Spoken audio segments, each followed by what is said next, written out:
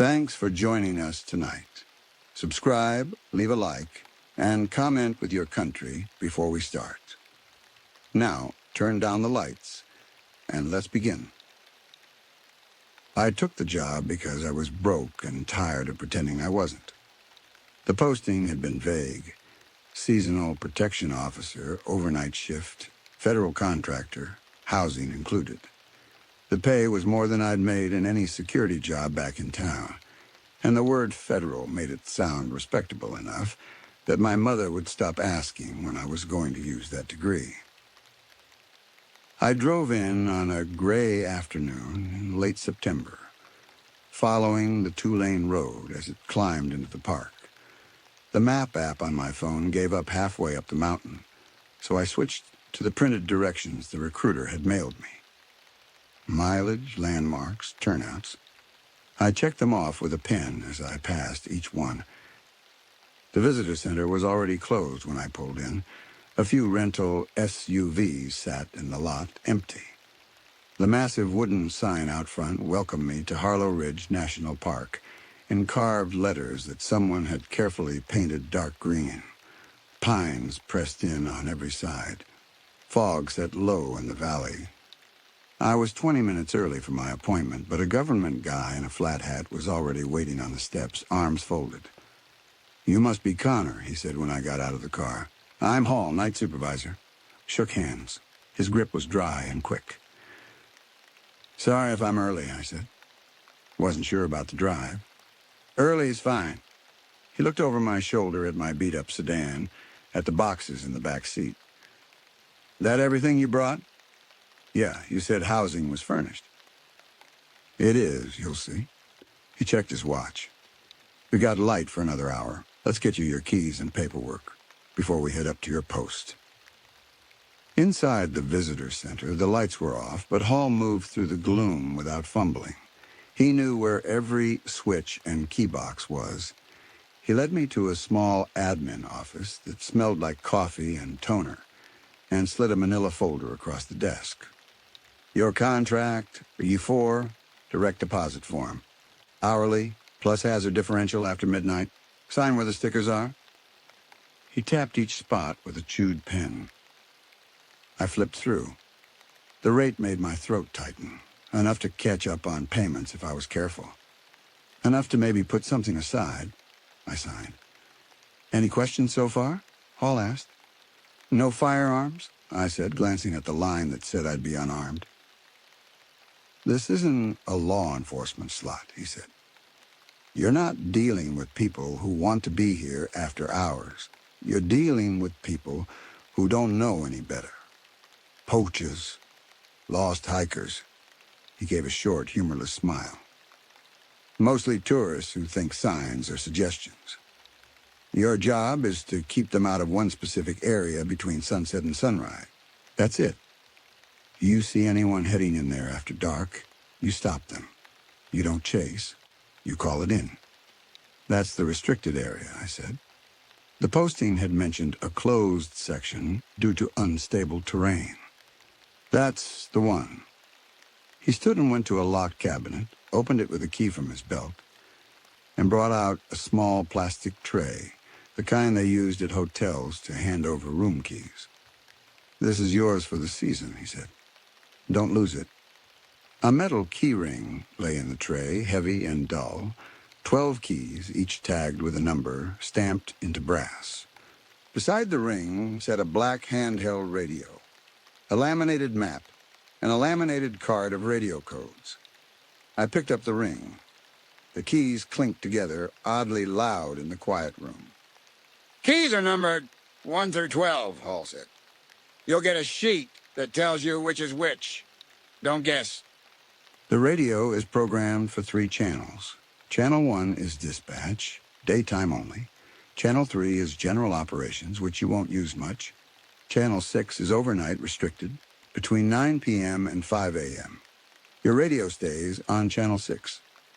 He tapped the laminated map next. "You're here," he said, pointing to the visitor center. "Your post is here." He slid his finger along a narrow maintenance road that wound around a ridge, then down into a shaded valley. A small square labeled South Lookout sat just outside a red-hatched oval. Restricted area, no public access. How far is that drive? I asked. From here to the maintenance turnoff, 3.5 miles. From the turnoff to South Lookout, another 1.25 miles. The last part is gravel. You'll take one of our trucks.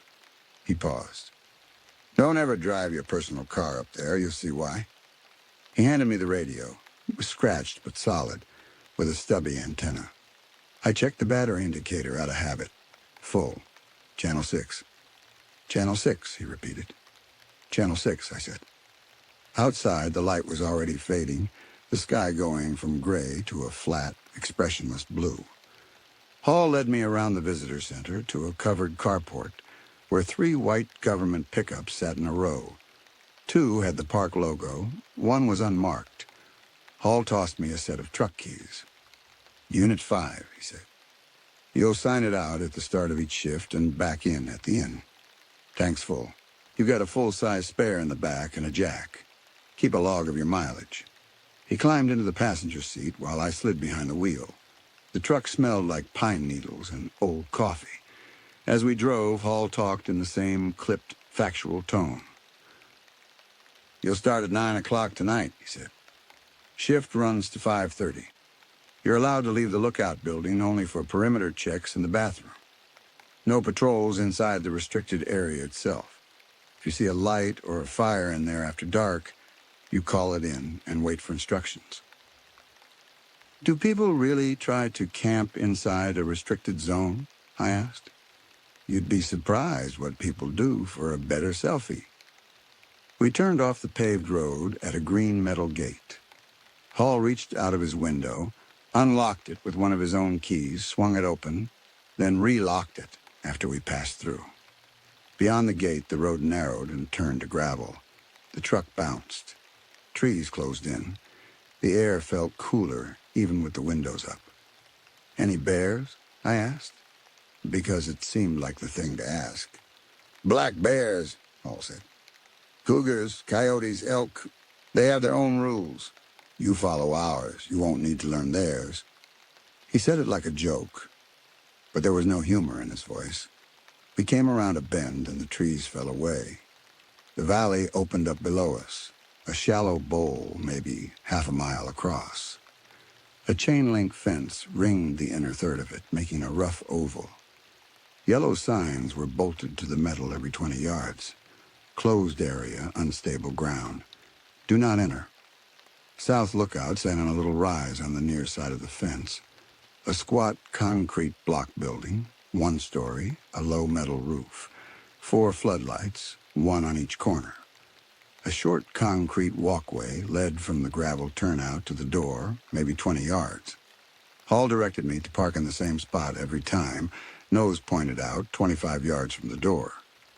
Why the exact distance? I asked. Easier to see the truck from the door, he said. That's all. He was lying. It sounded like the kind of lie you told when the truth was worse and you were tired of repeating it. Inside, the building was plain.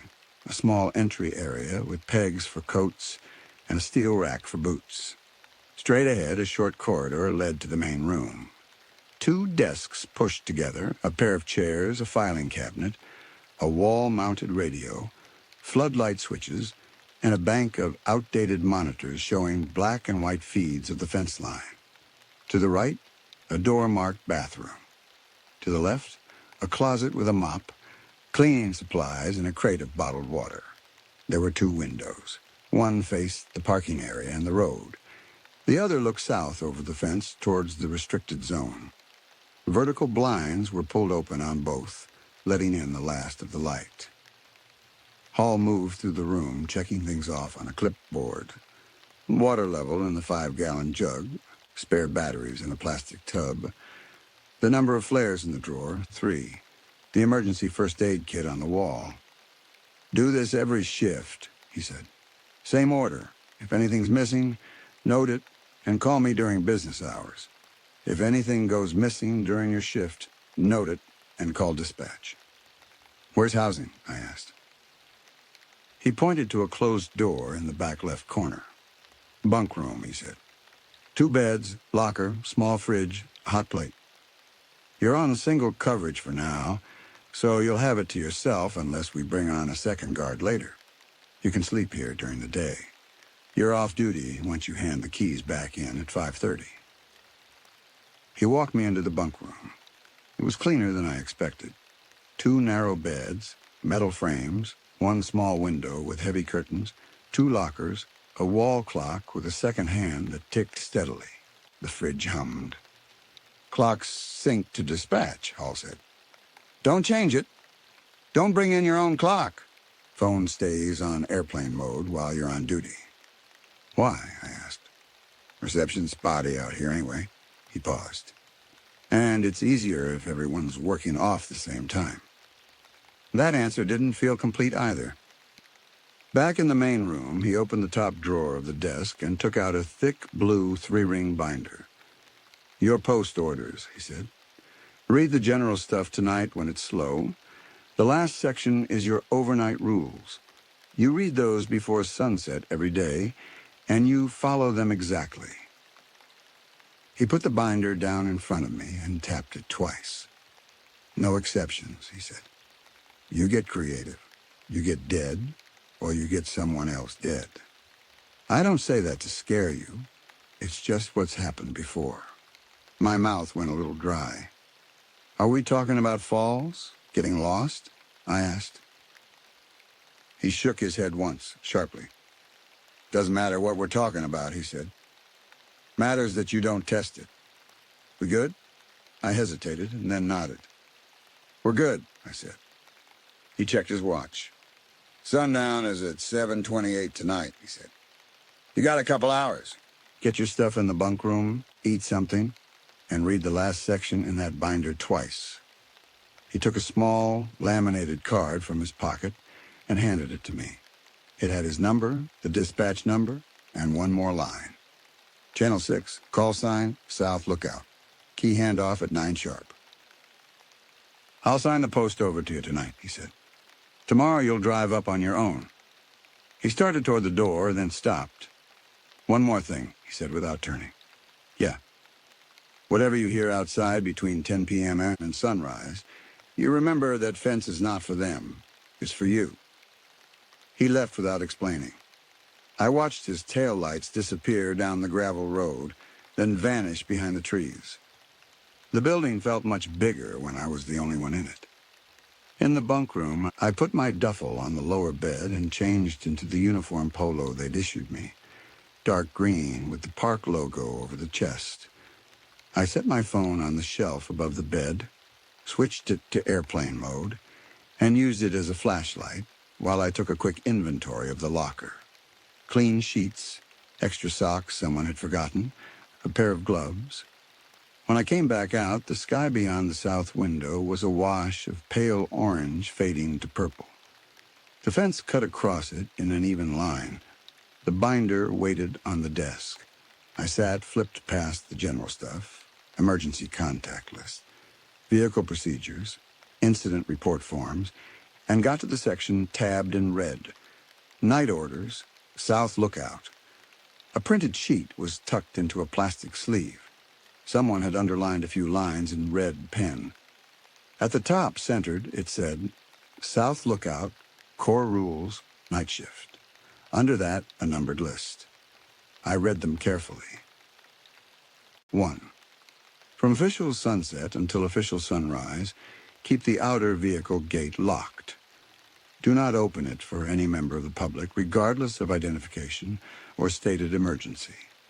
Direct all requests to dispatch on Channel 6, 2.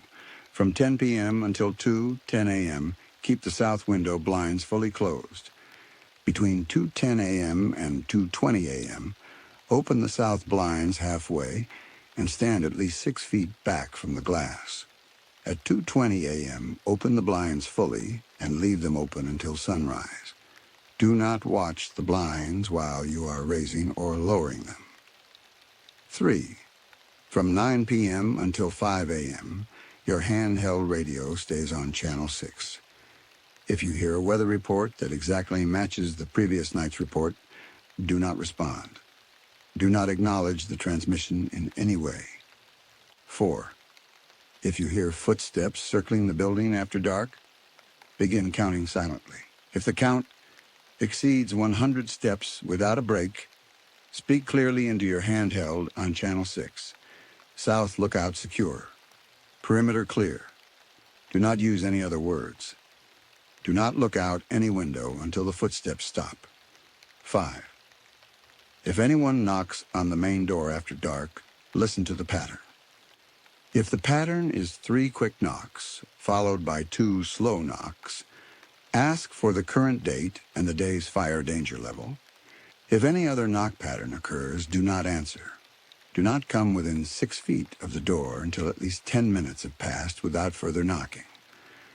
6. Do not address any voice outside by name between 10 p.m. and sunrise, even if it uses your name or the name of someone you know. Use titles only. Sir, ma'am, ranger, officer. 7. After 11:30 p.m., keep the bathroom mirror covered with the dark cloth provided. If the cloth is found on the floor or displaced, replace it without looking directly into the glass. 8. There are 12 keys on your ring. Do not use key 8 for any lock after midnight. If a lock appears to accept only key 8 after midnight, do not attempt to open it. Note the time and notify the supervisor during daylight hours. 9. Every hour on the 7-minute mark, 9:07 p.m., 10:07 p.m., and so on. Perform a quick inventory. Confirm 3 road flares in the top left drawer, 4 spare radio batteries in the plastic tub, 1 fully stocked first aid kit on the wall, and at least 12 sealed bottles of water in the crate. If any item is missing or out of place, write it in the logbook and notify dispatch at the top of the hour. 10. The tree line begins approximately 50 yards beyond the fence. If after dark any animal crosses the open ground between the tree line and the fence, immediately turn off all interior lights and remain still. Do not approach the windows if the animal's movement appears reversed, backward walking, head oriented, opposite its body, and so on. Quietly count to 60 and then say, "You're on the wrong side," in a calm voice. Do not repeat the phrase. 11. At 3:40 a.m., walk from the main door to the equipment closet along the corridor, counting your steps out loud. The count should be 12. If the count is not 12, do not open the closet. Use the chalk in the top right drawer to draw a line across the corridor at your starting point. Then wait in the main room until 4 a.m. without leaving your chair. 12. Do not open the service hatch in the floor of the main room after sunset for any reason.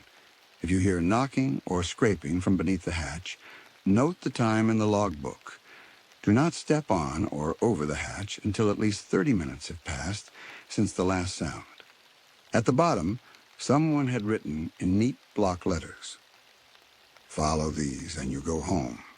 Do not improvise." I read them again, slower, looking for the joke. There wasn't one. Some of them I could explain. The gate rule, sure. The inventory, obvious. The mirror thing was weird, but I'd worked hospital security, and people put tape over cameras all the time. But the footsteps, the reversed animals, the service hatch, none of that fit any training I'd ever had. I flipped the page, looking for a paragraph that said, "This is all a hazing ritual," or "These rules were written by someone who'd been here too long." The next pages were just log templates, incident report forms, and a copy of the park's emergency action plan. By the time I looked up again, the sky in the south window had gone almost black. The fence was a darker band against a field of shadows. At 8:53 p.m., headlights swept across the main window. Gravel crunched outside. Hall knocked a moment later. 3 quick, 2 slow. I opened the door. "You read them?" he asked. I nodded. "All of them. And?" "And they're specific," I said. "Take them seriously," he said. We did a quick key handoff, signed the vehicle log, and synced my watch with the wall clock. His truck's tail lights disappeared down the road. Just as the clock ticked over to 9 p.m., I was officially on duty. I locked the main door. At 9:07 p.m., I did my first inventory. 3 flares, 4 spare batteries, 1 first aid kit, 12 bottles of water, all present. I wrote the time and all present in the logbook, which was a thick, lined notebook already half filled with neat, cramped handwriting from the last guy. At 9:42 p.m., I took a slow walk around inside, getting familiar with the space. The service hatch was a square metal plate in the center of the main room, about 3 feet by 3 feet, bolted down. No handle, just 4 big screws. At 10 p.m. exactly, I went to the south window and closed the blinds. The string felt rough between my fingers. The view vanished behind beige plastic slats. When I turned back to the room, I realized I'd been holding my breath. "Okay," I said out loud, just to hear a voice. "Okay." The hours between 10 and midnight were slow. I made coffee in the little drip machine someone had set up on the filing cabinet. I read more of the binder. I flipped through the log entries from the last few weeks, looking for anything strange. Most of it was boring. Vehicles stopped at gate after hours, turned away. Lights observed on Ridge Road, identified as maintenance crew, feral dog sighting. Every entry had a time, a short description, and a signature I couldn't quite read. J. Price, maybe. The previous guard. Every few pages there was an entry that was just a time and one word, footsteps, or south blinds, no elaboration. At 10:07 p.m., I did the inventory again. Still 3 flares, still 4 batteries, still 12 water bottles. At 10:43 p.m., I heard the first footsteps. It was subtle at first, under the hum of the fridge and the faint buzz of the light. A crunch of gravel, maybe 10 yards away, then another a second later, a little closer. A slow, steady rhythm. I froze, listening. The steps circled the building. I could follow the arc in my head. Outside the south wall, then along the west side, gravel and small stones cracking under a decent amount of weight. Human, maybe. Heavy boots. The footsteps never sped up, never slowed down. I remembered Rule 4. Halfway through the second lap, I started counting under my breath. 7, 8, 9. The room felt smaller. The sound never moved away, just around. Somewhere between 40 and 50, I realized the steps never came right up to the wall. They stayed at a consistent distance, maybe 15 feet out. A perfect circle. 60, 61, 62. I swallowed. My mouth had gone dry again. 87, 88. My eyes flicked to the main door. It was closed and deadbolted. The peephole looked like a black eye. 99, 100. The footsteps did not stop.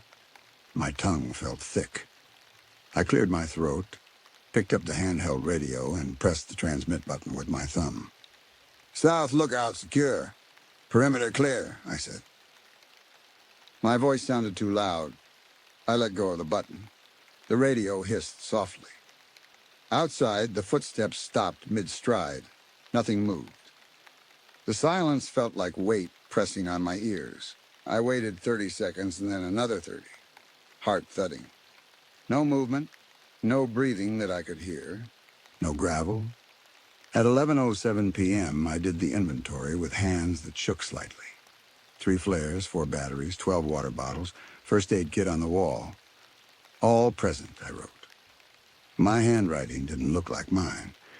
I told myself it was a big elk that happened to walk in a circle.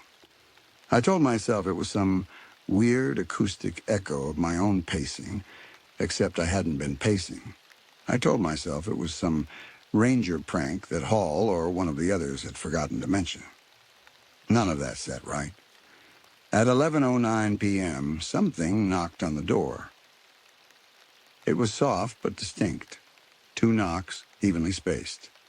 not the 3 quick, 2 slow pattern I'd been drilled on. I sat very still. The knocks came again. Same pattern. 2 evenly spaced. Rule 5. Any other pattern, do not answer. Do not come within 6 feet of the door. I looked at the 6 by 6-inch tiles on the floor and counted them between my chair and the door. 7 tiles. I was far enough. "Hello?"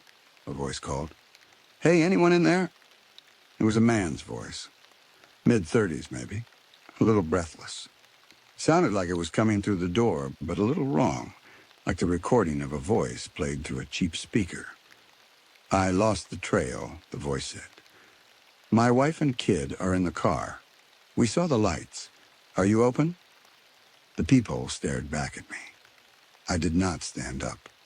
"Sir, this area is closed after dark," I said, keeping my voice level and my distance from the door. "Please return to your vehicle and drive back to the visitor center parking lot. If you wait there, a ranger will assist you in the morning." I knew that was half true at best. Nobody would be at the visitor center until 8 o'clock the next day. But it was what I was supposed to say. 2 more knocks, same pattern. 2 evenly spaced.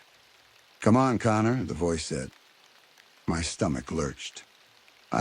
I started, then stopped. I hadn't told him my name. "You don't want to get in trouble your first night, do you?" the voice said. "Just crack the door. We're freezing out here. You can see my ID." The air in the room felt heavier. My palms were damp. "Sir," I said carefully, "please step back from the door." There was a pause, maybe 3 seconds, like someone had hit pause on a track. Then the voice came again, exactly the same words, same cadence. "Come on, Connor. You don't want to get in trouble your first night, do you? Just crack the door. We're freezing out here. You can see my ID." Like someone had rewound and hit play. I pictured a man with his lips moving in discreet little jumps, like bad dubbing. My skin crawled. I didn't answer.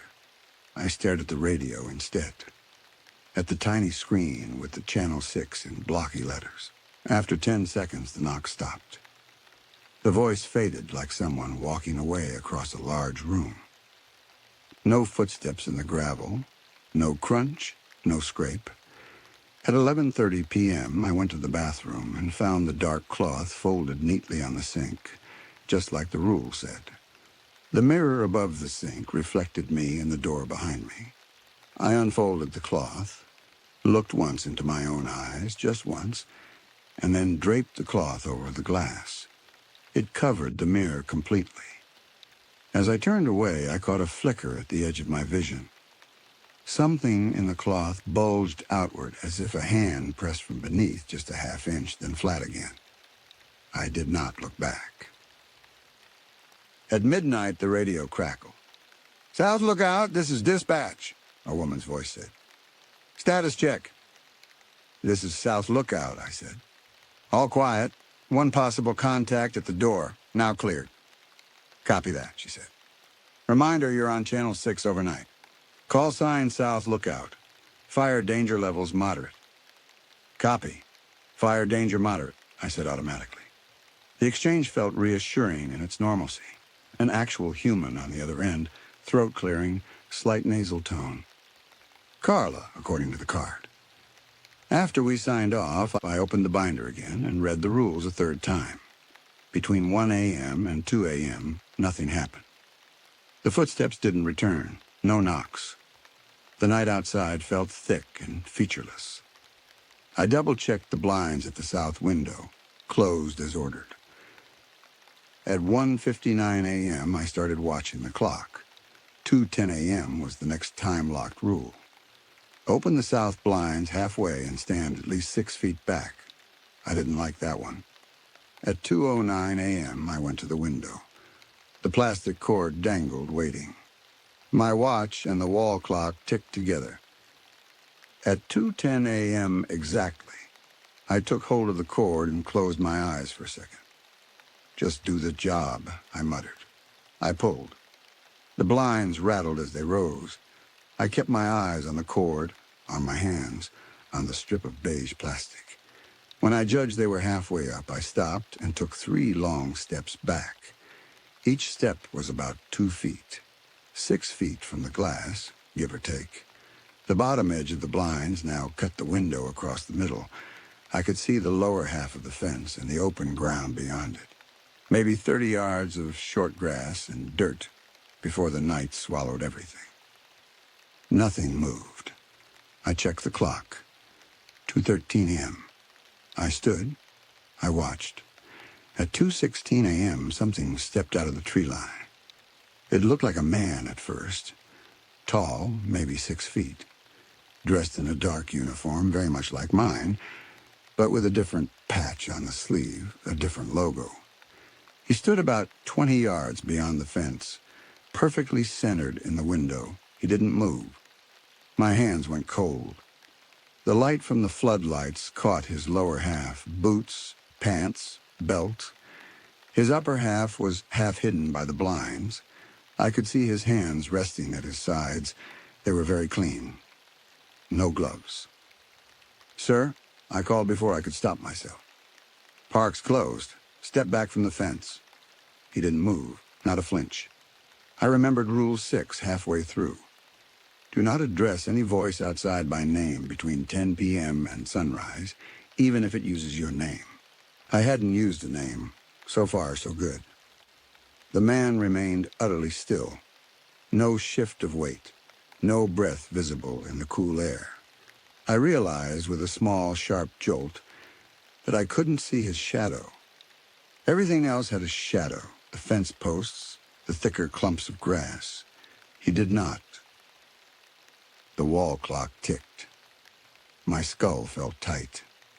At 2:19 a.m., his right hand lifted, slowly, mechanically, like a crane arm, until it was level with his belly.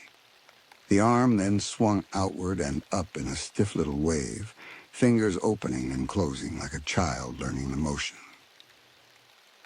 "Sir, you need to step back," I said again, because I didn't know what else to do. His hand stopped, hung in the air. His boots did not shift. At 2:20 a.m., my watch vibrated softly on my wrist, the alarm I'd set earlier. Rule 2, at 2:20 a.m., open the blinds fully and leave them open until sunrise. Do not watch the blinds while you are raising or lowering them. To obey, I had to move closer to the window. I had to take my eyes off the thing beyond the fence. I swallowed, then stepped forward until I felt the blinds cord brush my knuckles. I reached up without looking at the glass and tugged. The blinds rattled again as they rose to the top of the window. For a second, my eyes flicked to the glass, despite the rule. The man was gone. The fence line stood empty. The open ground beyond it was bare. The trees at the far edge felt closer than before. I stepped back until my shoulders hit the opposite wall. At 2:21 a.m., the radio hissed in a voice that sounded like Carla said, "Fire danger is low today," in a cheerful tone. She had told me it was moderate earlier. I did not pick up the radio. I stayed awake by force after that, checking the clock every few minutes. At 3:40 a.m., I walked the corridor to the equipment closet, counting my steps out loud. 3, 4, 5. At 12, I reached the closet door. 12 steps, exactly as the rule said. I exhaled before I realized I'd been holding my breath again. The rest of the night passed without incident. Dawn made the room look smaller, less menacing. When the first pale light seeped through the south window, the fence looked ordinary again. At 5:30 a.m., Hall knocked in the proper pattern. I opened the door with something like relief. "Anything to report?" he asked as we did the key handoff. "Footsteps," I said. "Somebody or something circling the building. Someone at the door using my name. And there was a guy at the fence, I think. Looked like a ranger." Hall's expression didn't change much, but his eyes sharpened. "Did you follow the rules?" he asked. "Yes." "Good." He nodded once. "Write it up. Note the times as best you can. Get some sleep." He didn't ask for details. He didn't say, "That's just the wind." He didn't say, "We get prank calls all the time." That scared me more than anything else. Sleep didn't come easy, even with the shades in the bunk room drawn. Every sound made me think of footsteps and gravel. When I did finally drift off, sometime after 8, my dreams were of blinds rising and falling, of hands pressing against cloth. The second night, the rules felt less abstract. I checked the inventory at 9:07 p.m.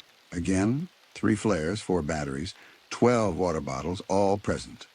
I noted it. At 9:20 p.m., the radio crackled and Carla did a status check. Her voice sounded exactly the same as the night before. Fire danger was still moderate.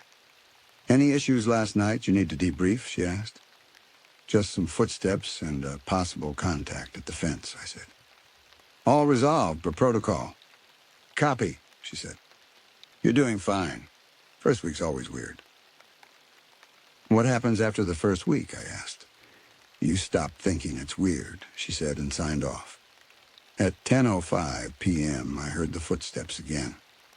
This time I started counting as soon as I recognized the rhythm. 30, 40, 50. The pattern was the same. Wide circle, even distance. No shadow at the windows. When I hit 103, I picked up the radio. "South lookout secure. Perimeter clear," I said. The footsteps stopped cleanly, like a switch had been flipped. Small wins through compliance. That was how I thought of it, to keep from thinking anything else. Around 10:23 p.m., I noticed something new in the log book. A little red tab near the bottom of the stack of used pages, as if someone had marked a place and forgotten to remove the tab when they were done. On a slow lull between check-ins and inventory, I flipped back to it. The handwriting was the same cramped script as the other entries. J. Price, the previous guard. The date was 3 months ago, 2:19 a.m. Corridor count equals 13. Chalk line drawn. Scratching at hatch for 22 minutes. No visual. Hall notified at shift change. 2 days later, another entry. 3:40 a.m. Corridor count equals 11. Did not open closet. Heard voice from inside closet matching my own. Did not respond. Hall notified.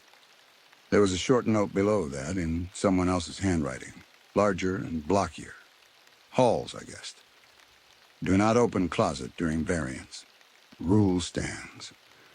I sat back, rubbing my eyes. This place is going to drive me nuts, I muttered. At 10:31 p.m., something yelped outside. High, sharp, like a coyote that had stepped in a trap. It came from near the tree line, maybe 60 yards out. It cut off mid-sound. I turned off the interior light nearest the window without thinking, then remembered Rule 10 and killed the rest. The room plunged into shadow. The only light came from the faint glow of the radio and the small green LED on the power strip. I moved carefully back to my chair and sat, forcing myself not to go to the window. It came again. On the third yelp, the sound changed. It stretched. The pitch went just a little too high and held too long, like someone imitating an animal and not getting the breath right. The hair on my arm stood up. Silence then, heavy, thick. I stared at the rough outline of the south window. The faint outside light made it a paler rectangle against the wall. A shape moved between the fence and the tree line. I saw it only as a shift in the gray. It moved like a four-legged animal, but its joints bent the wrong way. Front legs swinging wide, back somehow sliding without bending at all. The movement was backwards.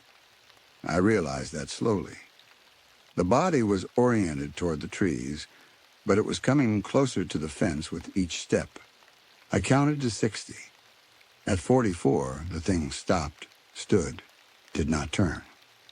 "You're on the wrong side," I said into the gloom, as calmly as I could manage. My voice sounded thin. The shape shuddered, then jerked back toward the trees in 4 stiff lurches.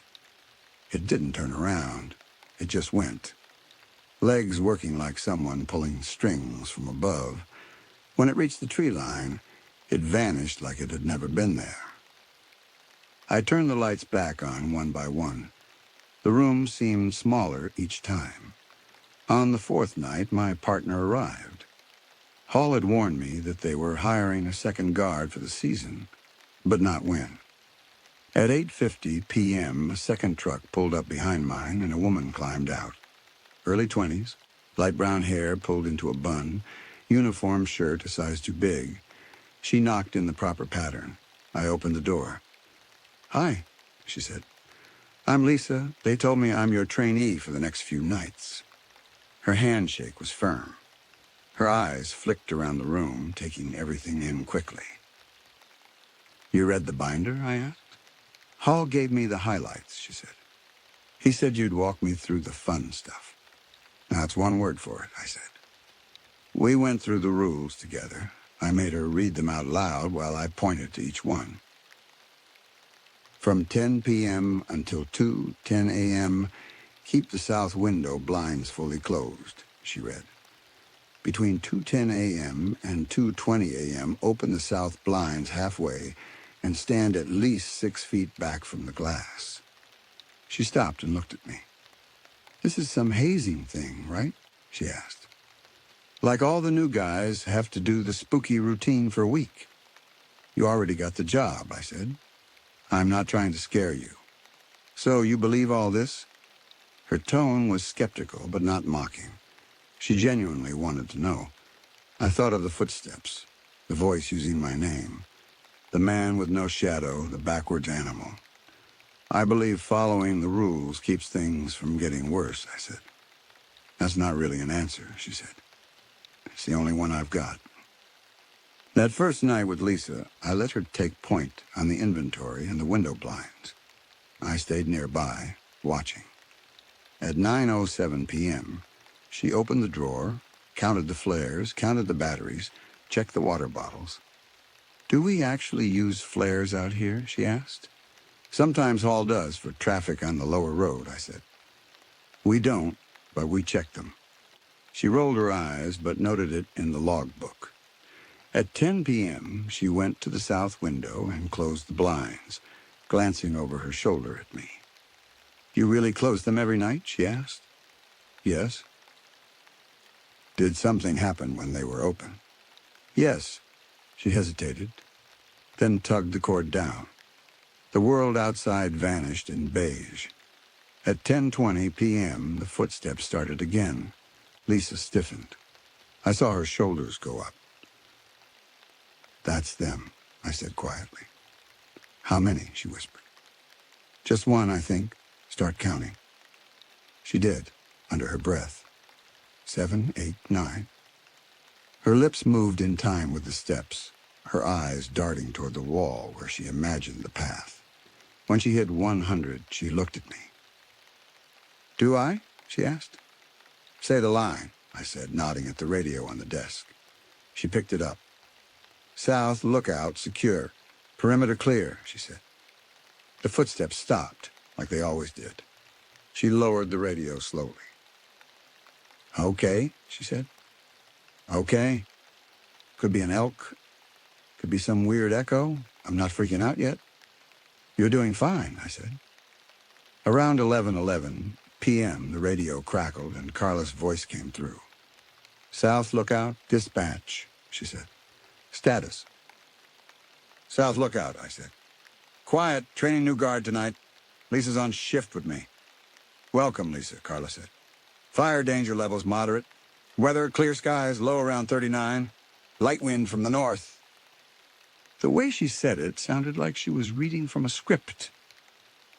At 11:30 p.m., I sent Lisa to cover the bathroom mirror. "That's overkill," she said. But she did it.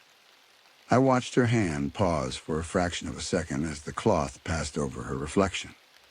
Like something had snagged. "You see anything?" I asked. "No," she said too quickly. At 1:30 a.m., we had our first temptation. We sat in our chairs, the room quiet except for the clock. Lisa was reading the binder again. I was watching the monitors where the fence line glowed pale under the floodlights. A child started crying outside. It was faint at first, like wind, then clearer. A toddler's wail, thin and sharp, coming from somewhere near the tree line. Lisa stood halfway up. "What the hell?" she said. "Wait," I said. I had to say it twice before she sat back down. The crying continued. It rose and fell in regular waves, about 5 seconds on, 3 seconds off.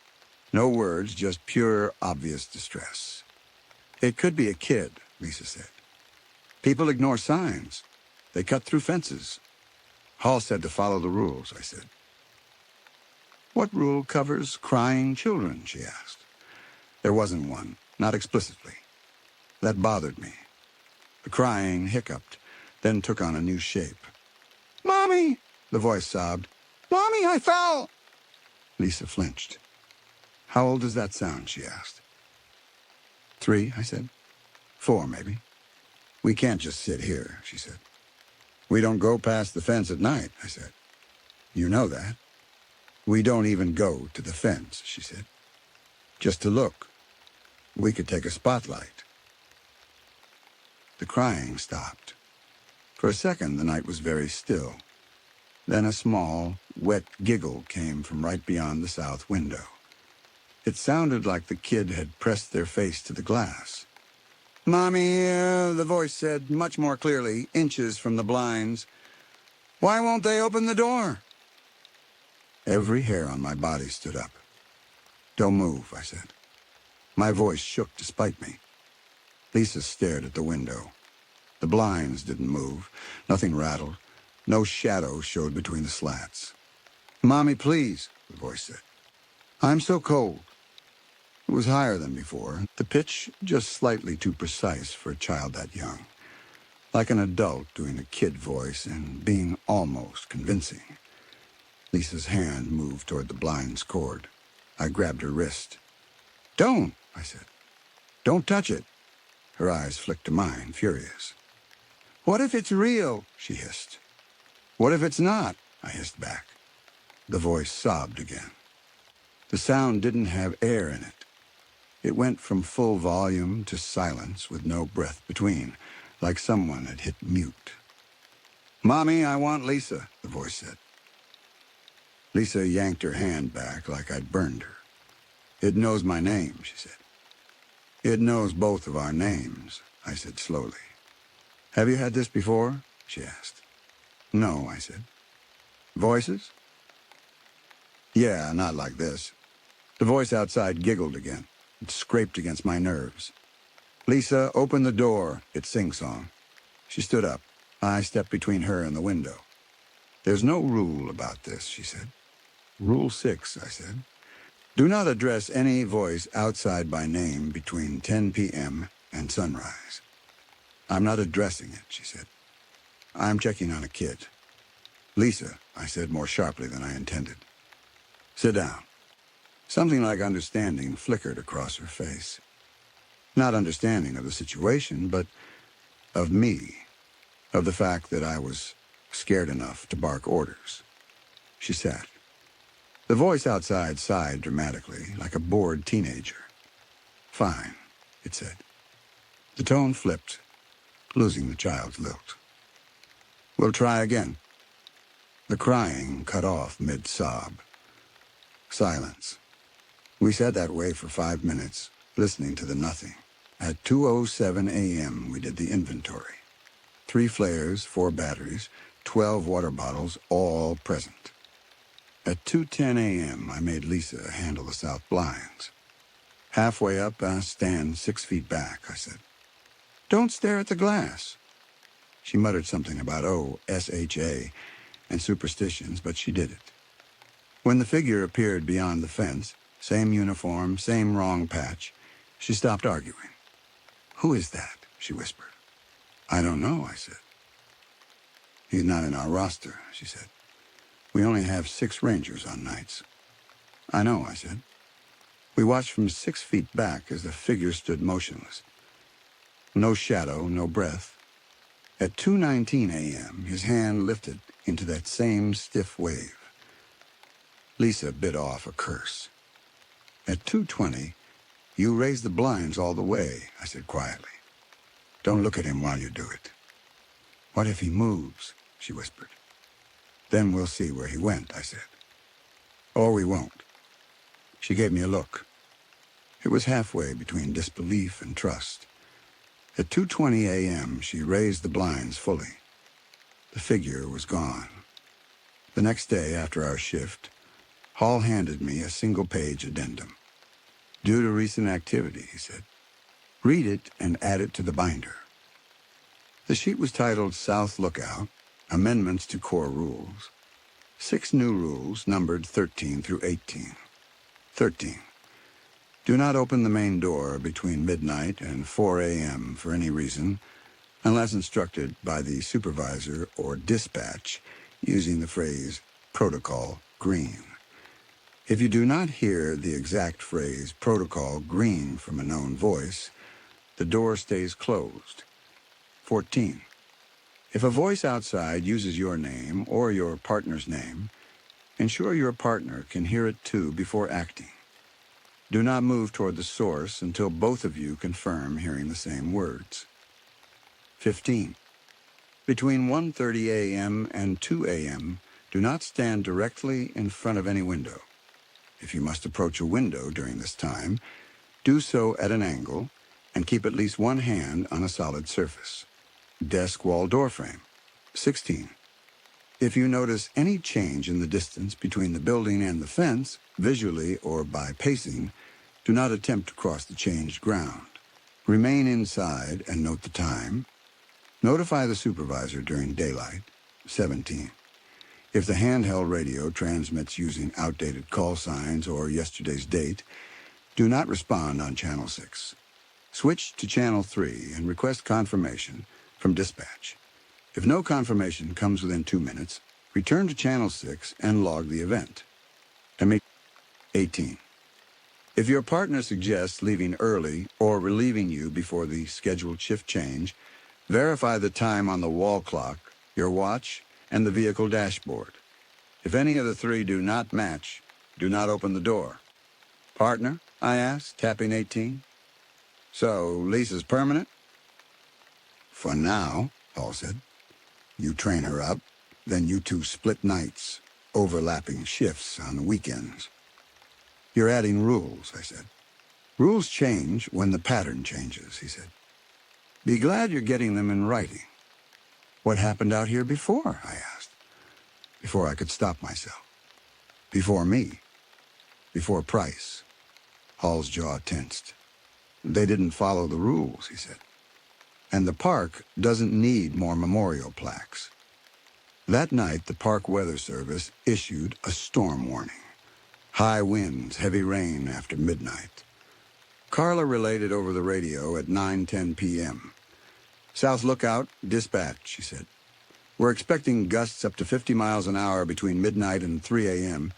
You're on standby for Protocol Black. Repeat, standby only. Do not initiate unless instructed. Copy. Stand by for Protocol Black, I said, because that's what the card told me to say. Lisa raised an eyebrow. What's Protocol Black? She mouthed.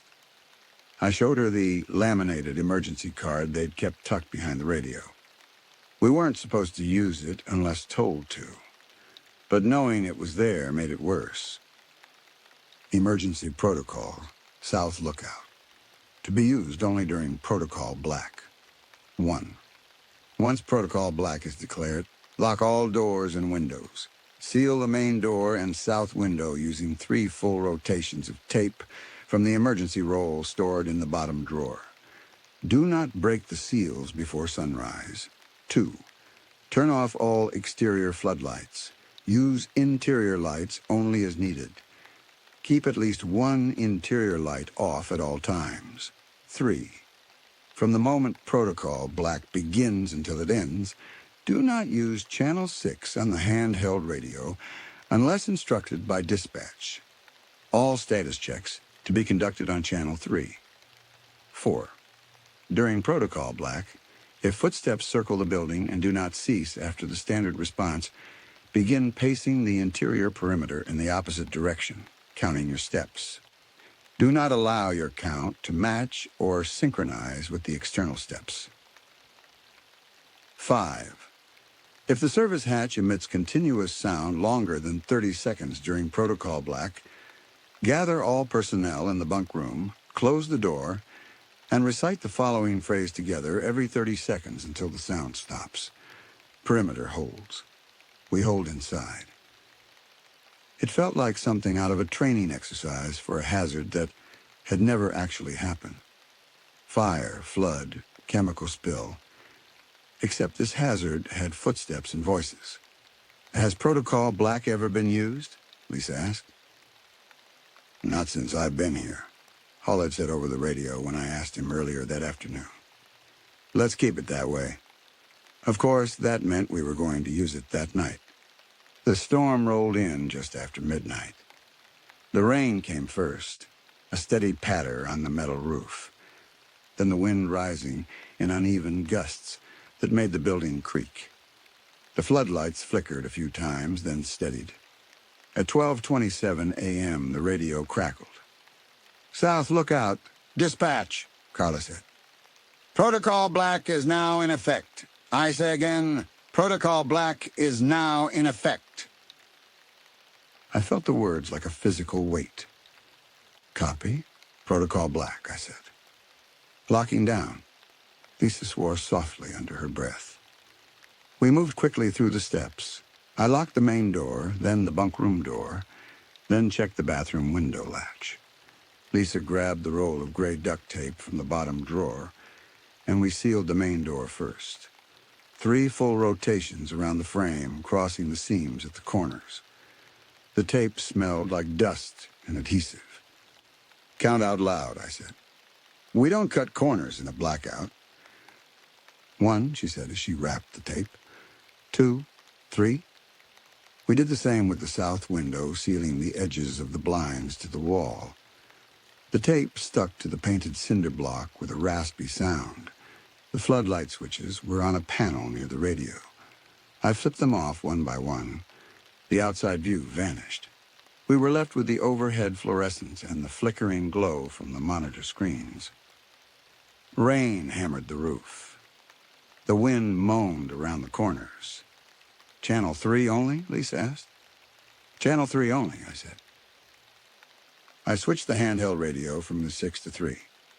Dispatch, South Lookout, I said. Protocol Black. Steps 1 through 3 completed. Doors in the south window sealed.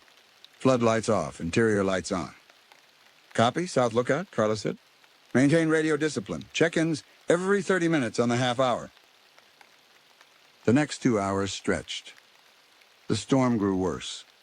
The wind gusted hard enough to make the building shudder. Somewhere, something big, maybe a branch, maybe an entire tree, crashed down. The rain turned to a drumming noise, like fists pounding on a thick door. At 1:10 a.m., the footsteps started. They were louder than usual, but it was hard to tell what was wind-driven debris and what was actual movement. Still, as the pattern circled, steady, that familiar, horrible regularity cut through everything else. Here we go, Lisa said tightly. Start counting, I said. We both did. We didn't bother whispering. The storm was loud enough to swallow our voices. 13, 14, 15. The steps outside kept going. They didn't slow. They didn't speed up. At 1:03, I grabbed the handheld radio out of habit, thumb hovering over the button. Then I remembered Protocol Black Rule 3. No Channel 6. I set the radio down carefully. South lookout secure. Perimeter clear, Lisa said anyway, out of reflex. The footsteps did not stop. Protocol 4, I said. Opposite direction pacing. We stood at the same moment. Clockwise? She asked. Outside sounds clockwise, I said. We go counterclockwise. Start at the main door. We stood side by side, shoulders touching, and began to walk the perimeter of the room. Main door to south wall to desk, desk to bunk room door, Bunk room door to bathroom door, back to main door. The room was roughly 20 feet by 30 feet. One lap took us 16 steps each. We counted out loud, 8, 9, 10. The footsteps outside went on. I tried not to match their rhythm, but my body wanted to sync up. It felt like walking next to someone on a sidewalk and automatically falling into step. 27, 28. Outside, crunch, crunch, crunch. Inside, the soft thud of our boots on the concrete floor. We kept going. At lap 10, my legs started to ache. At lap 20, my mouth was dry from counting. 59, 60. Outside, steps still there, still perfectly even. "Don't stop," I said when I heard Lisa's voice catch. "Not planning to," she said, breathless. The wall clock ticked toward 1:30 a.m. The room seemed to blur at the edges just from repetition. Main door, south wall, desk, bunk room, bathroom, main door. Outside, something scraped along the wall, a high metallic sound like nails on sheet metal. It tracked our path, never crossing where the door would be. "At least we're getting our steps in," Lisa gasped at one point. "If we live," I said. It was meant as a joke. It didn't land. Somewhere in the mid-hundreds, my count slipped. I wasn't sure if we were at 198 or 208. "Reset," I said, panting. "Start back at 1. "You sure?" she asked. "Better to be off than match them," I said. We started again, 1, 2, 3. Outside, the steps finally faltered. They stumbled once like whoever or whatever it was had tripped. Then the circling stopped.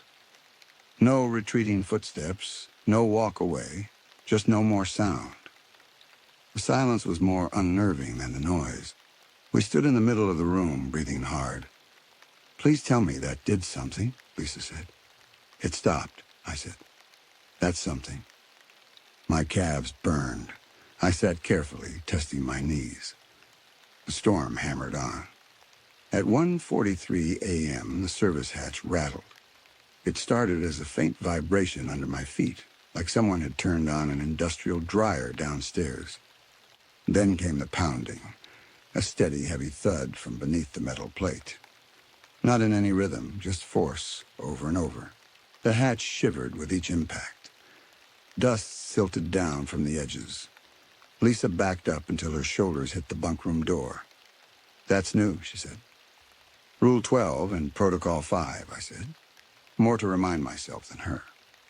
"We don't step on it. We go to the bunk room."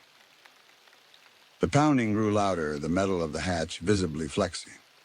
"How thick is that thing?" she asked. "Half an inch of steel," I said. "Bolted into concrete."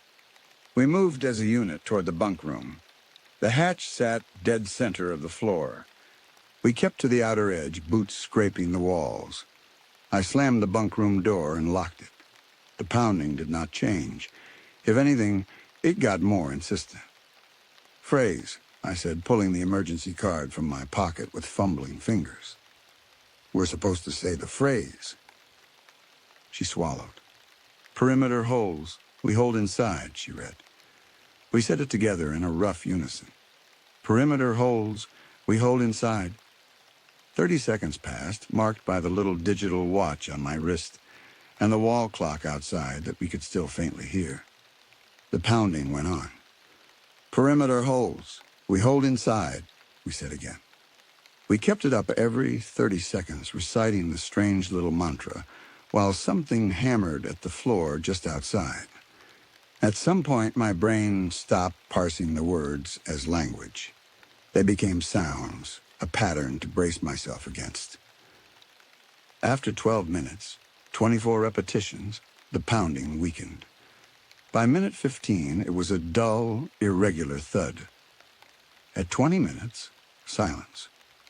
We waited another 5 minutes, just breathing. "Is it over?" Lisa whispered. "Until it starts again," I said. It didn't that night. By 3 a.m., the storm had weakened. The wind dropped to occasional gusts. The rain tapered. At 4 a.m., Carla's voice came over Channel 3. "South Lookout, dispatch," she said. "Protocol black is lifted. Repeat, lifted. You can return to standard overnight procedures. Good work." I exhaled for what felt like the first time all night. We peeled the tape from the door and window seals. The duct tape came away in sticky curls. The blinds fluttered as the air pressure changed.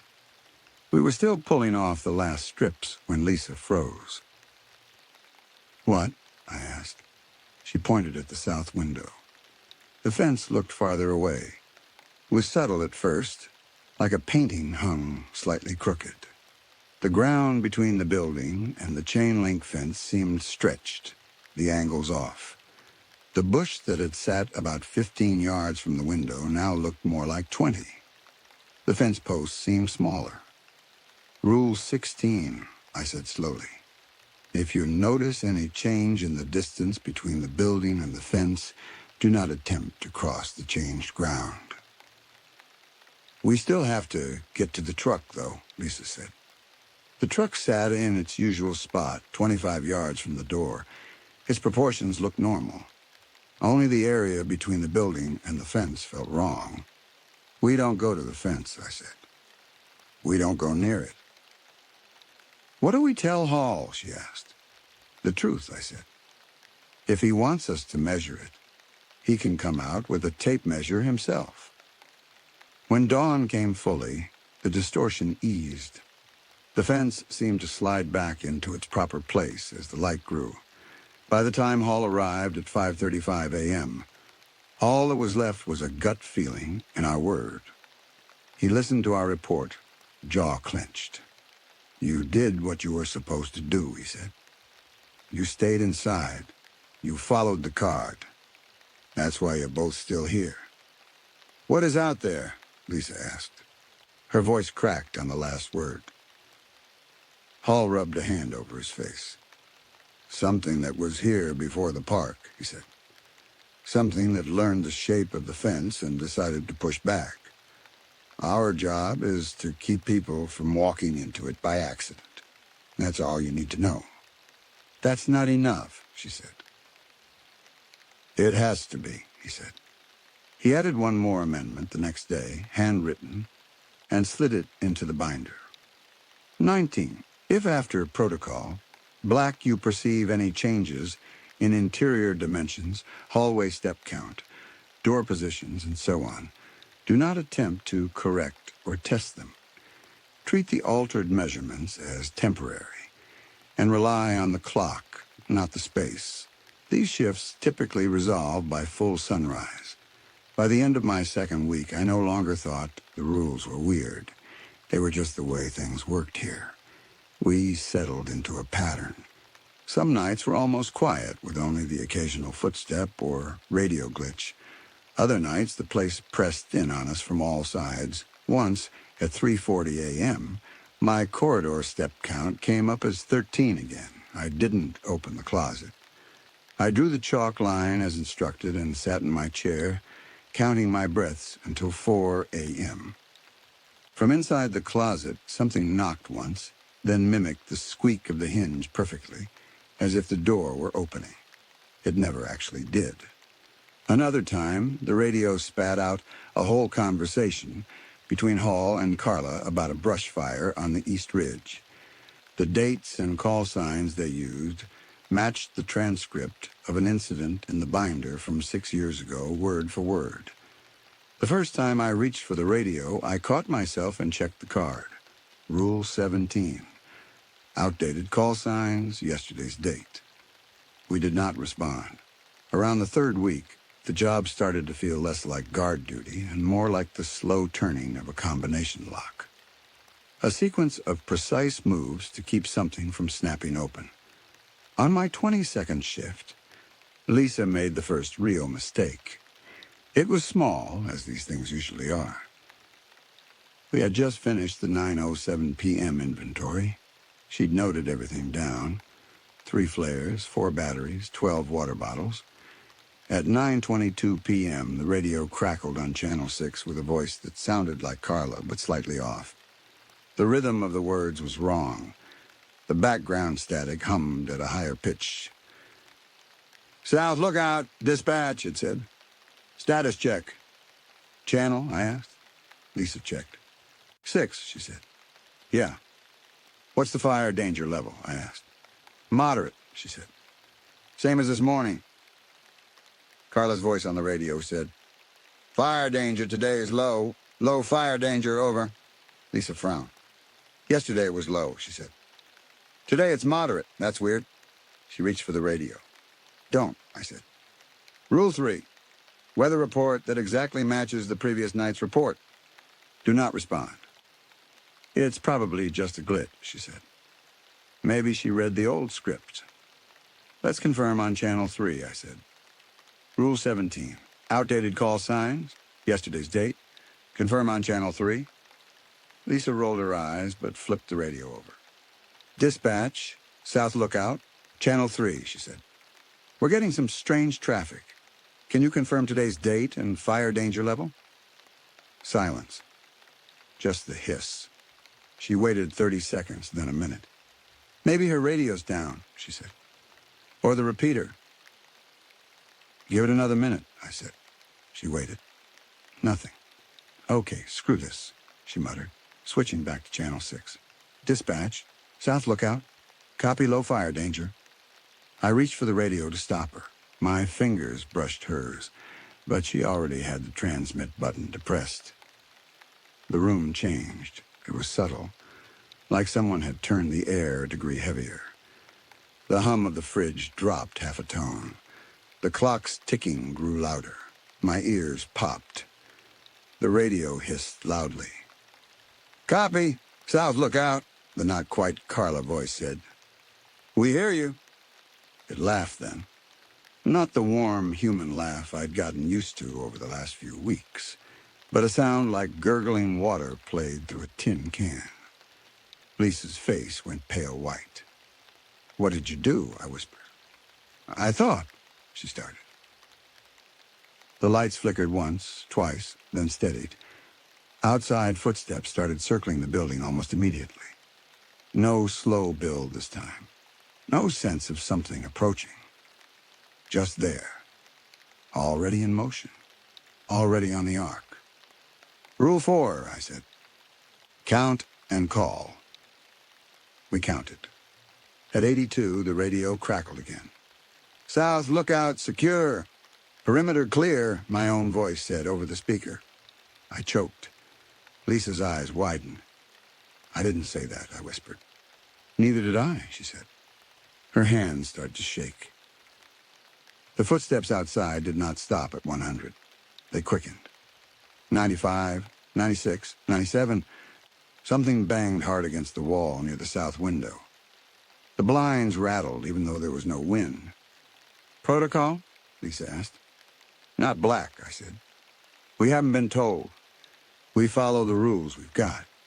At 103, I grabbed the radio anyway. "South Lookout secure. Perimeter clear," I said. My voice through my mouth and through the speaker, overlapping for a second. The footsteps didn't stop. They got louder. "Okay," I said. "Okay, new plan." I flicked off 2 of the interior lights, leaving only the one lamp over the desk. Shadows deepened in the corners. "Why are you making it creepier?" Lisa hissed. "They don't like it when we're predictable," I said. I wasn't sure that was true, but it felt right. We pressed our backs to the interior wall farthest from the south window. The footsteps moved faster, gravel spraying now like someone jogging in a circle. A soft scratching started at the bottom edge of the south window. Not claws, fingernails. "They can't get in," I said. "They never get in." "How do you know?" Lisa asked. Her voice was a whisper. "Because if they could, the rules would be different," I said. A stupid thing to say, but it calmed me. The footsteps picked up until they were almost a continuous roar. The building vibrated. Then suddenly nothing. No footsteps, no scratching, no wind. The silence rang. I realized after a few seconds that the only sound was the hammering of my own heart. The radio crackled one more time. "Perimeter clear," the not Carla voice said. "Everyone inside." The lights went out. Not flickered, not dimmed. Out. The monitors died with a faint pop. The fridge went quiet. We sat in complete blackness. "Generator?" Lisa asked. "There is no generator," I said. "We're on the same grid as the visitor center. If they lost power, Carla would have said something." "Phone, flashlight?" she whispered. "Airplane mode," I said. "And we don't want to be the only light out here right now." We had flashlights in the drawer, but turning them on felt like raising a hand in a lightless room full of things you didn't want to notice you. We sat, letting our eyes adjust.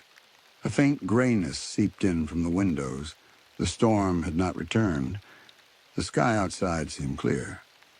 "Candles?" Lisa asked. "No open flames," I said. "Fire danger's moderate, remember?" It was a weak joke. It eased something anyway. My hand found hers in the gloom. She squeezed once. We let go, embarrassed, but the contact helped. From somewhere beyond the south wall, a voice began to sing. It was out of tune. The words were almost a lullaby I remembered from childhood, but not quite. One syllable in each line was wrong, like a mirror version of the song. "Don't listen," I said. "You want me to plug my ears?" she asked. "Honestly," I said, "kind of." We rode out the blackout like that, sitting in the shadows, counting breaths, and ignoring the not-quite song outside. When the power finally came back at 2:23 a.m., the lights snapped on, making us both flinch. The monitors flickered, showing a blank, empty fence line. No footprints in the mud where there should have been dozens. The only evidence that anything had happened was the way our log entries shook when we wrote them, and the new amendment haul slid into the binder the next day. 20. During any unplanned power outage, treat conditions as equivalent to protocol, black until instructed otherwise by dispatch. Do not use handheld flashlights near windows. Consider external vocalizations during blackouts as high-risk lures. Do not approach thresholds until power is restored and verified. By the end of the month, Lisa and I could recite all 20 rules plus the emergency protocols without looking. They had become a kind of shared language, shorthand for things we didn't want to describe more directly. "Watch out. We're near Rule 10 territory," she'd say if she saw movement in the grass. "Feels like an 11 night," I'd reply when the hallway step count came up wrong again. We laughed sometimes. We had to. Then Price's handwriting disappeared from the log, not literally. The old entries stayed, but new ones started appearing in an uneven, hesitant script. Lisa's. Mine. We never met Price. I asked Hall once where he'd gone. "Transfer," he said. "Too fast." "To where?" I asked. "Doesn't matter," he said. I checked the park roster one afternoon in the admin office. No J. Price on the current list. No J. Price on the transfer records. Nothing in the memorial file either. I didn't ask again. The season moved toward winter. The tourists thinned. The days got shorter. Snow dusted the higher peaks up behind the ridge. The rules did not change much. We got one last amendment in November, after a storm brought down part of the fence line on the north side. 21. If any section of the fence is found damaged or down after dark, do not approach within 10 yards of the break. Report the location and wait for daylight repairs. Do not stand in line with any visible gap in the fence. We obeyed. The night after the section came down, something paced back and forth at the gap for hours, just out of floodlight range. We didn't go look. My last night of the season, the park was quiet. No storms in the forecast. No campers left in the high meadows. Just the cold and the night and us. Hall had told me that if I wanted to come back next year, I'd have priority. I wasn't sure yet if that was a promise or a threat. The shift went by almost like any other. Inventory at 9:07 p.m. Footsteps at 10:20 p.m. cleared with the standard phrase. A strange echo of yesterday's radio traffic around midnight that we ignored. Corridor count at 3:40 a.m., 12 steps, as it should be. At 4:50 a.m., 10 minutes before official first light, the south window blinds flickered. We hadn't touched them. They were open, as they were supposed to be after 2:20 a.m. But the slats trembled as if someone had run a hand along them. Then slowly, the cord began to move. The blinds started to lower. Lisa and I stared. "Is there a rule about that?" she asked quietly. "Just the time locks," I said. "We set them. No one said anything about them moving on their own." The blinds slid down halfway, then stopped. Beyond the glass, the fence line looked normal in the pre-dawn gray. The ground between us and the fence seemed its regular fixed distance.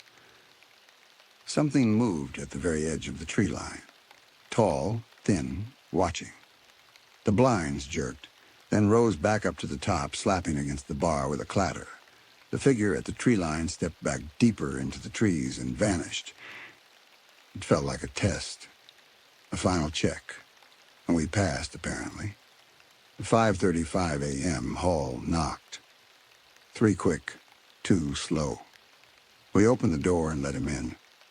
He looked around slowly, taking in the still-sealed hatch, the intact windows, the unburned flares. "You did good this season," he said. "Both of you." Lisa yawned, covering her mouth. "Does it get easier?" she asked. He thought about that. "You get better at not asking questions," he said. "That's not the same as easier." He handed me a thin folder. "Exit paperwork," he said. "Evaluation, next season offer. You don't need to answer right away. You got my number." I flipped the folder open. On top was a clean white sheet with a header in bold. "South Lookout, night shift orientation for new guards." "You're rewriting the rules?" I asked. "Not rewriting," he said. "Reordering, clarifying. New eyes, see patterns old eyes missed." He nodded at the blank lines under the header.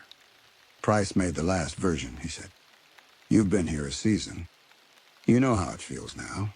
Write it in your own words for the next one." Lisa leaned over my shoulder, reading. "You're handing him the torch," she said. "Somebody has to," Hall said. He looked tired, older than he had when I'd first met him, by years rather than months.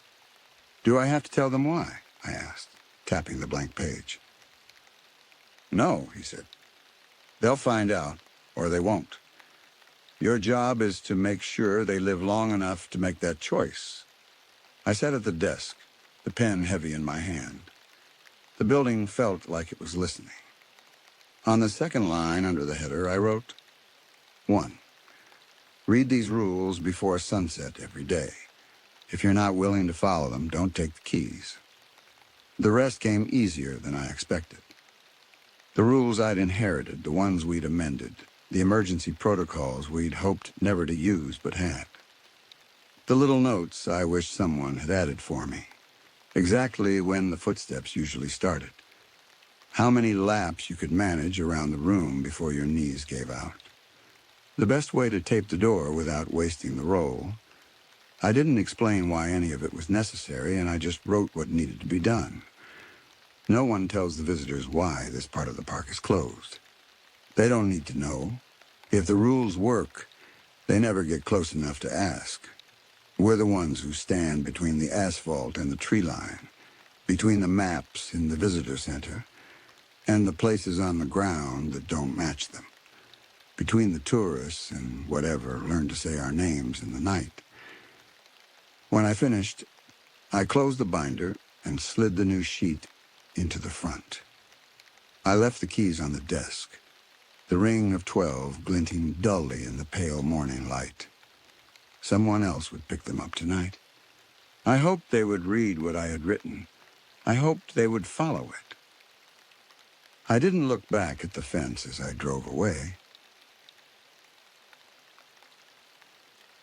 The register at the Rimrock trailhead is a green metal box bolted to a steel post, and inside it there is a spiral notebook that has to balance. Names in, names out. 14 cars in the lot, 14 parties signed in, 14 parties signed out before dusk. For 11 weeks, I balanced that notebook every single morning of my life and never once wondered what the arithmetic was actually for. Then, on a Tuesday in October, the count came up one name over, and I learned that the number is not a head count at all. It is a warning. I should back up. I was 31 years old, 5 months out of a job that had folded under me, and I took the seasonal contract at Sereno Basin National Monument because it paid a little better than the alternatives and because nobody there would know my name. Resource protection, overnight rotation, government housing at a remote post. The listing said the position required comfort with isolation, a clean driving record, and the ability to follow written procedure without deviation. I read that last line twice on my phone in a parking lot in July and thought it was standard government language. The drive-in took me across 90 miles of open basin, the road running so straight that I stopped seeing it as a road and started seeing it as a scratch somebody had made on a very large table. The mountains at the edge of the valley were the color of a bruise going yellow. Heat came off the pavement in sheets.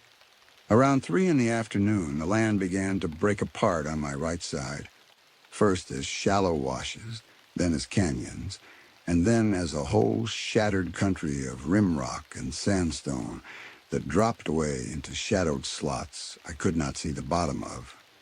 The monument headquarters was a single flat building with a flagpole and a gravel lot.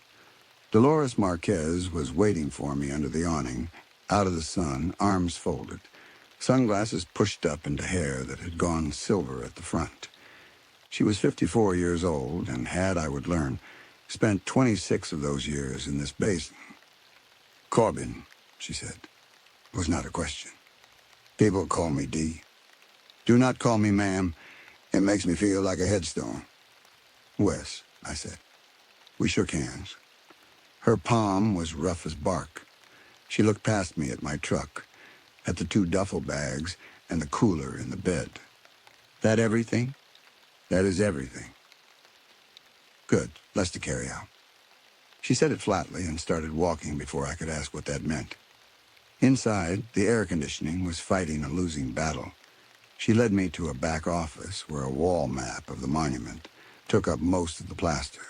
I saw the road I had driven, the visitor contact station, the campground loop, and then, in the southeast quarter, a large area shaded with red diagonal lines. It was shaped like a wide, uneven oval, and the label across it read, "Closed, no public entry, resource protection." That is the sink, Dee said, tapping it with 2 fingers. Dry lake bed, about 1.5 miles across at the widest. The rim above it is Rimrock Bench. Your post sits on the bench, on the north side, behind a fence. What is down in it? Cracked mud and salt, she said. And nothing that concerns you, because you are never going into it. I signed my paperwork at a desk that smelled like dust and old coffee. Hourly rate, differential after midnight, a housing deduction of $9 a pay period, which I later found funny in a way that did not make me laugh. Dee unlocked a steel cabinet and brought out a plastic tray. Yours for the season, she said. Do not lose it. Do not lend it. Do not leave it in the truck. There was a key ring in the tray with 9 keys on it, each one tagged with a number stamped into a brass disc. Beside it lay a handheld radio, scuffed and heavy, a laminated card of call signs, and a folded map of the bench road. Keys are 1 through 9, she said. There is a sheet that tells you which key opens what. You will memorize it in a week. Until then, you look it up. You do not guess. Understood. Radio has 3 channels. Channel 1 is headquarters, daylight only. Channel 2 is your overnight channel. Channel 5 is the repeater for the county, and you will not touch it unless the world is ending." She paused. "Your radio lives on Channel 2 from 8 in the evening until first light. It does not move off Channel 2. Not to check something, not out of boredom." "Copy." She almost smiled at that. "You have done radio work. Warehouse security and 2 summers on a fire crew in my 20s. Then you already know how to sit still and stay awake, which is most of the job." She checked her watch. "Sunset is at 6:51 tonight. I want you on the bench and inside with the door locked before 6:30. That is not a suggestion. It is a hard time. Take the water in the back of my truck and follow me up." The bench road left the pavement at a steel gate that Dee unlocked, drove through, and relocked behind us. After that, it was washboard gravel for 4 miles, climbing in long switchbacks through juniper and blackbrush until the junipers gave up, and there was nothing left but rock and low gray scrub, and a sky that seemed to weigh something. The station appeared without warning as we came over the last rise. It was a squat concrete building with a shallow metal roof, painted the same tan as the ground so that from a distance it looked like a natural block of sandstone. 4 flood lamps, 1 at each corner, a propane tank on a pad, a solar array on a rack facing south, and behind the building, set into the ground, a circular concrete lid about 4 feet across with a rusted hasp. 40 yards beyond the station ran a chain-link fence, 8 feet tall, topped with 3 strands of wire that leaned inward rather than outward. I noticed that and did not say anything about it right away. Past the fence, the ground fell off into the sink. From the bench, you could see the whole basin, a pale, flat plate of cracked mud with a white salt crust in the middle, ringed by a broken wall of rim rock. In the late sun, it looked like the bottom of something that had been drained a very long time ago. Dee parked with the nose of her truck pointed back down the road. She waited until I had done the same before she got out. "Every time," she said, nodding at the trucks. "Nose out. Every single time you park up here. So we can leave fast? So you never have to spend 11 seconds turning around," she said. 11 seconds is a long time. Inside, the station was smaller than it looked, an entry with pegs and a boot rack. A main room with 2 desks pushed together, a wall-mounted radio base, a bank of switches for the flood lamps, a filing cabinet, and a narrow window on the north wall facing the road, plus a wider window on the south wall facing the fence and the sink. Both windows had steel shutters on the outside, hinged with hasps you could reach through a slot in the frame from the inside. I had never seen anything like that on a government building. To the right, a bunk room with 2 beds and a small refrigerator. To the left, a bathroom, and beside it, a supply closet with a mop, a case of batteries, and a stack of sealed 1-gallon water containers. Dee walked the room with a clipboard and pointed at things while she talked. 6 flares in the top left drawer, 4 spare radio batteries in the tub, first aid kit on the wall, 24 sealed gallons in the closet, and you count them every night, because that number matters more than any other number in this building. Why does the water count matter? She wrote something on her clipboard. Because it is the only thing out here that anybody wants, she said, and moved on to the propane. That was the first answer she gave me that was not an answer, and I let it pass. And I have thought about it a great deal since. She opened the top drawer of the near desk and took out a binder, black, 3 rings, the corners soft with handling. Post orders, she said. The front half is the boring half. Vehicle log, incident forms, radio protocol, evacuation routes. Read it when you are bored, and you will be bored. The back section is tabbed in orange. That section you read before sundown every day whether you think you know it or not. I opened to the orange tab. The first page was a printed sheet inside a plastic sleeve, and somebody had gone over 4 of the lines with a highlighter that had faded to the color of weak tea. The header read, Rimrock Bench Station, Night Orders. Dee tapped the sheet twice with one knuckle. 12 of them, she said. Every one of them was written after something happened. None of them were written by anybody who was guessing. I read them standing up, with the last of the daylight coming sideways through the south window. 1. From official sunset until official sunrise, both steel shutters remain closed and hasped, except during the interval described in Rule 2. Do not open a shutter to look at anything. Do not open a shutter because you heard a vehicle. 2. Between 11:40 p.m. and 11:50 p.m., open the south shutter and stand at least 8 feet back from the glass. At 11:50 p.m., close and hasp the shutter. Do not look at your hands while you close it, and do not close it early. 3. At sunset, place 1 sealed gallon of water on the north step. Do not retrieve it before sunrise. If the seal is broken at sunrise, log the time and leave the container where it is. If there are 2 containers on the step at any point during the night, do not touch either one. Do not open the door and remain inside until full daylight. 4. Your handheld radio stays on channel 2 from 8 p.m. until first light. If a transmission gives an overnight low temperature identical to the previous night's low, do not respond. Do not key the microphone. Do not acknowledge it in any way. 5. Do not speak any person's name aloud between sunset and sunrise, including your own, including in a whisper, including while reading. Use call signs and titles only. 6. If you hear anything moving in the gravel outside, begin counting the sounds. If you reach 80 without a break in the pattern, say one time, clearly, on channel 2, the following words. Rimrock secure. Bench is clear.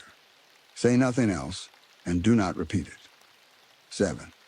If someone knocks, listen to the count. 4 knocks means headquarters. Anything other than 4 knocks is not headquarters. Do not answer, do not approach the door, and do not go within 8 feet of it until 10 full minutes have passed with no further sound. 8. There are 9 keys on your ring. Do not use key 4 in any lock after midnight. If a lock will accept only key 4 after midnight, walk away from that lock, note the time, and report it in daylight. 9. Every hour on the 20-minute mark, count the sealed gallons in the closet. There must be 24. If there are more than 24, log the number and do not open the closet again until sunrise. 10. If any animal crosses the open ground between the fence and the station after sunset, cut every interior light and stay in your chair. Do not go to a window. If the animal is moving in a way that does not match its body, count to 40, then say, one time, in a level voice, the following words. You are on the wrong side of the fence. Do not say it twice. 11. At 3:15 a.m., walk the inside of the building along the wall, counting your paces out loud, starting and ending at the main door. The count is 42. If your count is not 42, sit down where you are. Mark the floor with the chalk in the desk drawer, and stay seated until 4 a.m. 12. Do not lift the cistern lid behind the station after sunset for any reason. If sound comes from beneath the lid, note the time. Do not walk over the lid, and do not stand within 6 feet of it until 30 minutes have passed since the last sound. At the bottom of the page, in careful block capitals, somebody had written a single line. The rules are the job. The job is not the rules. I read that 3 times and could not decide whether it was profound or whether it was the handwriting of a person who would stop sleeping. Questions, Dee said. It came out as a statement again. Rule 5, I said. No names. No names. So if I get hurt out here, and I call for help, I do not say who I am. You say Rim Rock, she said. Headquarters knows what Rim Rock means. Nothing else out here needs to learn your name from your own mouth. The sun had gone behind the western rim while I was reading. The light in the room had turned the color of a penny. And the water on the step, I said. Dee picked up her clipboard and tucked it under her arm, and for the first time since I had met her, she looked briefly tired instead of hard. There are 2 kinds of rules in that binder, she said. There are rules that keep a thing away from you, and there is one rule that gives it a reason not to come closer. The gallon on the step is the second kind. Set it out every night. If you forget, do not go outside to correct it. Log the mistake and sit down and make yourself very small until morning. That is not really an explanation. No, she agreed. It is not. She showed me the shutters, how the hasp seated, how the slot let you reach the pin without opening the window. She showed me the water shutoff, the propane valve, the breaker panel, and the manual crank on the solar bank. She had me sign the vehicle log and sync my watch against the wall clock, which she told me was tied to headquarters and which I was never to reset for any reason. At 6:20, she stood in the doorway with her keys in her hand. Sunset is at 6:51, she said. Shutters closed and hasped by then, both of them, and the gallon on the step before you close anything. You are on the clock at 8. Headquarters will check you at 8:15 and every 2 hours after that. Ruben is on tonight. He talks too much. Let him. Copy. She started to go and then stopped in the frame, half in the last of the light. One more thing, she said. You are going to hear things out here that sound like people. Some of them are going to sound like people you know. That fence is not there to keep anybody out of the sink. She looked at me until I looked back. It is there so that whatever is in the sink has something to stand behind. Then she was gone, and her taillights went down the switchbacks in slow red flashes, and the building got very large around me. I set the gallon on the north step at 6:35. The plastic was warm from the day. The step was concrete and still radiating heat, and out past the fence, the sink was filling up with shadow from the east side first, the way water fills a bowl that is not quite level. I closed the south shutter, then the north, and hasped them both, and the room went from evening to a kind of permanent, artificial afternoon under the overhead fluorescence. At 8 o'clock exactly, I keyed the handheld. Headquarters, Rimrock, on post. Copy, Rimrock. The voice was warm, slightly amused, a little nasal. Ruben. Welcome to the loneliest chair in the state. Overnight low tonight is 41. Wind out of the southwest at 8, gusting 12. Fire danger moderate. You need anything, you holler. Copy. 41 and moderate. That is the whole job, he said. Copy the number, count the water, do not get creative. Headquarters clear. At 8:20 p.m., I counted the closet. 24 sealed gallons. At 9:20 p.m., I counted again. 24. At 10:20 p.m., I counted again. And I remember standing there with my hand on the doorframe, thinking that I had found the one job in America where a person could be paid an hourly wage to count bottled water in a locked room on the edge of a dry lake, and that if I could keep my mouth shut about how easy it was, I could do this for 3 seasons and pay off everything I owed. That was the last hour of my life in which I believed the job was easy. At 10:52 p.m., the gravel started. It was not footsteps. That is the part I want to be precise about, because I had spent the whole evening bracing for footsteps, the way you brace for the thing you have already imagined. This was a drag. a long, unhurried scrape, the sound a shovel makes when somebody pulls it flat across a driveway, and then a pause, and then another one. It came from the west side of the building, out past the flood lamp glow. I put my pen down. Rule 6. Begin counting. 1. The drag came again, closer to the north wall now. 2. The pattern was slow enough that I had time between the sounds to hear my own pulse in my ears. 3, 4. It circled. That is what I could not stop thinking about, sitting there with my hands flat on the desk. It did not come toward the building, and it did not go away from the building. It kept a constant distance, somewhere out past the gravel apron, moving around me in a wide, patient ring, and each pass took roughly 90 seconds, and never once did the interval change. 22, 30, 38. I thought about the shutters, both closed, both hasped. I thought about the door deadbolted, and about how a concrete building with steel shutters is either the safest place a person can sit or the exact shape of a box. At 51, something changed in the sound. The drag developed a second element, a small, dry click at the end of each pull, like a fingernail tapping a stone at the finish of the stroke. 64.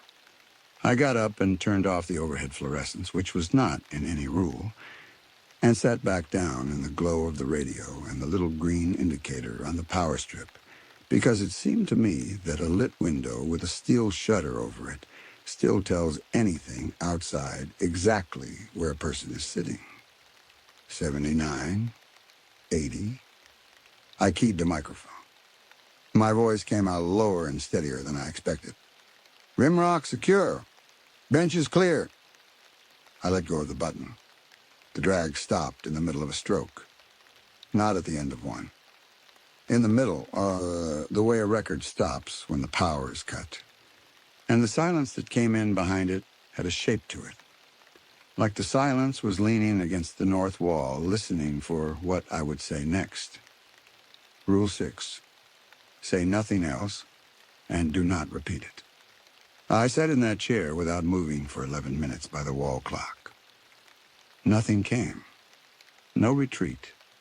No crunch of something walking away. No sound of anything at all except the refrigerator in the bunk room cycling on and then off again. At 11:20 p.m., I counted the closet with a flashlight held under my arm. 24 sealed gallons. At 11:40 p.m., I stood at the south shutter with my hand on the pin. I want you to understand what Rule 2 actually asks of a person. It asks you to take a piece of steel off a window in the middle of the night, in a building you are not allowed to leave, after something has spent an hour circling you in the gravel, and then to stand in front of the uncovered glass for 10 minutes, and then to close it again without looking at your own hands. I opened it. The sink lay out there under a moon 4 days past full. The salt crust in the middle of the basin caught the light and glowed a soft, sick white, and the rim rock on the far side stood up black against the sky so crowded with stars that it looked textured, like fabric. The fence cut across the bottom third of the window. Everything beyond it was still. I took my 3 long steps back and stood with my hands at my sides and watched. At 11:44 p.m., a figure came up over the lip of the rim on the far side of the fence. It came up smoothly without the hitch a person makes when they climb, and it stopped about 30 yards out and turned to face the station. It was tall. It was wearing a uniform. I could see the shape of a flat hat, the line of a belt, the pale rectangle of a name tag on the chest, and my whole body went loose with relief for about 1.5 seconds, because a ranger on the bench at midnight is an explanation, and the mind will take an explanation over the truth every single time. Then I noticed the shadow. The moon was behind my left shoulder, low in the west. Every fence post threw a shadow to the east, long and thin, all of them lying parallel across the ground like the teeth of a comb. The figure's shadow lay to the west. It pointed toward the moon, stretched away from the light instead of away from the body. And it was longer than it had any right to be. And the head of it was not shaped like the head of the thing that cast it. My mouth went dry so fast that it clicked when I swallowed. The figure raised one hand. Not a wave. It raised the hand to the level of its own shoulder, palm out, and held it there, the way a person does when they want you to stop walking. I did not move. I did not speak. Rule 5 sat in the front of my head like a hand pressed over my mouth, and I understood in that moment exactly why it was Rule 5 and not Rule 12, because everything in me wanted to shout something at that shape, and the only words that come naturally out of a scared person are names. At 11:50 p.m., my watch buzzed against my wrist. Close the shutter. Do not look at your hands. I stepped forward. I fixed my eyes on the figure beyond the fence, kept them there, and reached out and felt for the frame, found the edge of the steel by touch, and swung it shut. The hasp took me 2 tries. The whole time, that raised palm hung out there in the moonlight, and the last thing I saw before the steel came across was that the hand had begun to lower. The pin seated. I hasped it.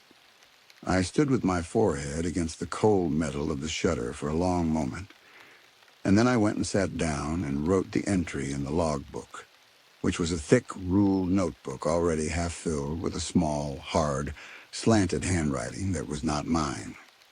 E. Kane, according to the signature at the bottom of each page, 11:44 p.m., contact at fence line, west of center. Uniformed appearance. No approach, no verbal. Complied with rules 2 and 5. My handwriting looked like somebody else's. At 12:20 a.m., I counted the closet. 24. At 1:20 a.m., I counted the closet. 24. At 2:14 a.m., the radio hissed and Reuben's voice came out of it, warm and slightly amused and a little nasal. Rimrock, headquarters. Status check. I picked up the handheld. Rimrock, all quiet. Copy, all quiet. Overnight low tonight is 41. Wind out of the southwest at 8, gusting 12. Fire danger moderate. I had the microphone in my hand and my thumb on the button, and I got as far as the first sound of the word copy before my brain caught up with my mouth. 41. Wind southwest at 8, gusting 12. Fire danger moderate. Word for word. Number for number. The exact same transmission he had given me at 8 o'clock, in the exact same order, with the same small, amused lift at the end of the last word. Rule 4. If a transmission gives an overnight low identical to the previous night's low, do not respond. Do not key the microphone. Except this was not the previous night. This was the same night, 6 hours later. I took my thumb off the button so slowly that I could feel every millimeter of travel in the plastic. Rimrock headquarters, the voice said again, patient. Status check. I said nothing. Rimrock. A pause of exactly the right length. Wes, you copy? I did not move. Nobody at headquarters had used my first name on the radio all night. Nobody at headquarters would. And whatever was speaking on Channel 2 had my name in its mouth, which meant it had gotten it somewhere, and I had not said it aloud one time since sunset. The radio hissed for another 20 seconds. Then it clicked once, like a microphone being set down on a hard surface, and it went quiet. At 3:15 a.m., I walked the inside wall of the station, counting my paces out loud, and my voice sounded ridiculous in that room. A grown man saying numbers to nobody with a flashlight in his fist. 19, 20, 21. 42 at the main door. I have never been so grateful for a number in my life. At 4 a.m., the sky in the east went from black to a very deep blue, and then to a color that does not have a name, and the sink came up out of the shadow slowly, like something surfacing. At sunrise, I unhasped the north shutter and opened the door. The gallon was on the step where I had left it. The seal was intact, but the plastic had been pressed in on one side, 4 smooth depressions and one shorter one below them, the way a container deforms when a hand closes around it and holds on and does not let go for a long time. Dee came up the switchbacks at 6:10 a.m. with the sun behind her. I showed her the container. She crouched next to the step, put her hands on her knees, and looked at it for a while without touching it. "Leave it," she said. "I will take it down with me." "It was sealed all night." "It was." "Something held it." "Yes." I heard my own voice go up at the edges. "That is the whole conversation? Yes?" Dee stood up. She was not a large woman, but she had a way of setting her feet that made her hard to argue past. "Corbin," she said, "you followed the rules. You are standing here. You are going to go down to headquarters and sleep in the trailer and come back up here tonight and follow them again. Somewhere in your second or third week, you are going to notice that you have stopped asking me what things are, and you are going to feel like you gave something up. You did not give up anything. You traded a question you were never going to get an answer to for a season of staying alive." I told her about the radio, about the repeated numbers, about my name coming out of the speaker in Ruben's voice. That one got a reaction. Her jaw set, and she looked past me at the fence for a moment. "That is new," she said. "How did it get your name?" "I have no idea. I did not say it. I did not say anything except what Rule 6 tells me to say." "Did you write it anywhere?" "I signed the vehicle log," I said. "Inside. Yesterday afternoon with you standing there." Dee did not answer that, which I was learning was its own kind of answer, and she made a note on her clipboard. And by that evening, there was a new laminated card taped inside the desk drawer that said, in fresh marker, "Do not leave any document bearing a name uncovered after sunset. Close the log book when you are not writing in it." That is how the rules grow out here. Somebody has a bad night, and by the next sundown, there is a new sentence between you and the same bad night. The second week settled into a shape. I slept from 7 in the morning until 2 in the afternoon in a government trailer that smelled like hot vinyl. I ate at 4. I drove up the switchbacks at 5 with a cooler on the passenger seat. And every evening, the light did the same thing on the way up, going from white to gold to that long red that makes the whole basin look like a photograph of itself. I set the gallon out. I closed the shutters. I counted the water at 20 past every hour. I said, "Rimrock secure, benches clear," on 4 nights out of 7. I opened the south shutter at 11:40 p.m. and stood 8 feet back and watched the figure at the fence. And it was there 5 nights out of the first 8. Always in the same place, always with that shadow lying the wrong way, and twice it lifted the flat palm, and once it did not.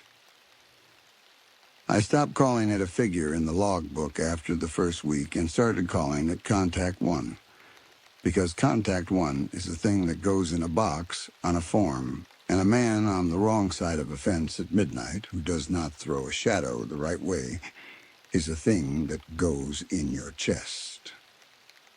On the 9th night, the water was doubled. I opened the north shutter at first light out of habit before the door and looked down at the step through the glass. And there were 2-gallon containers standing on the concrete side by side. One was mine, sealed intact.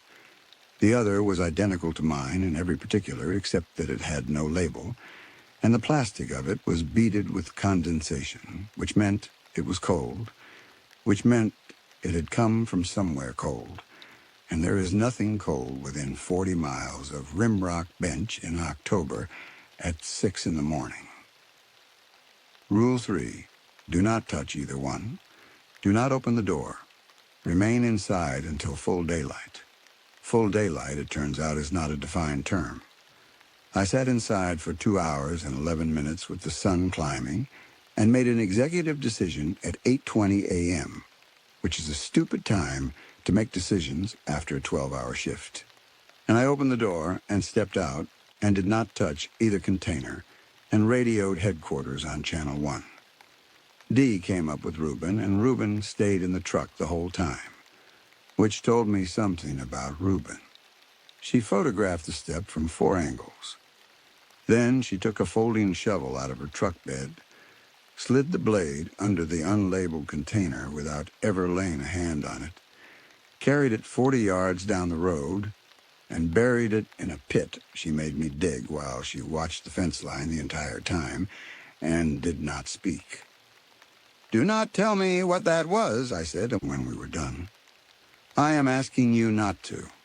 Dee wiped the shovel down with a rag. "Good," she said. "You are getting it." Tess Whitaker showed up on the 14th night.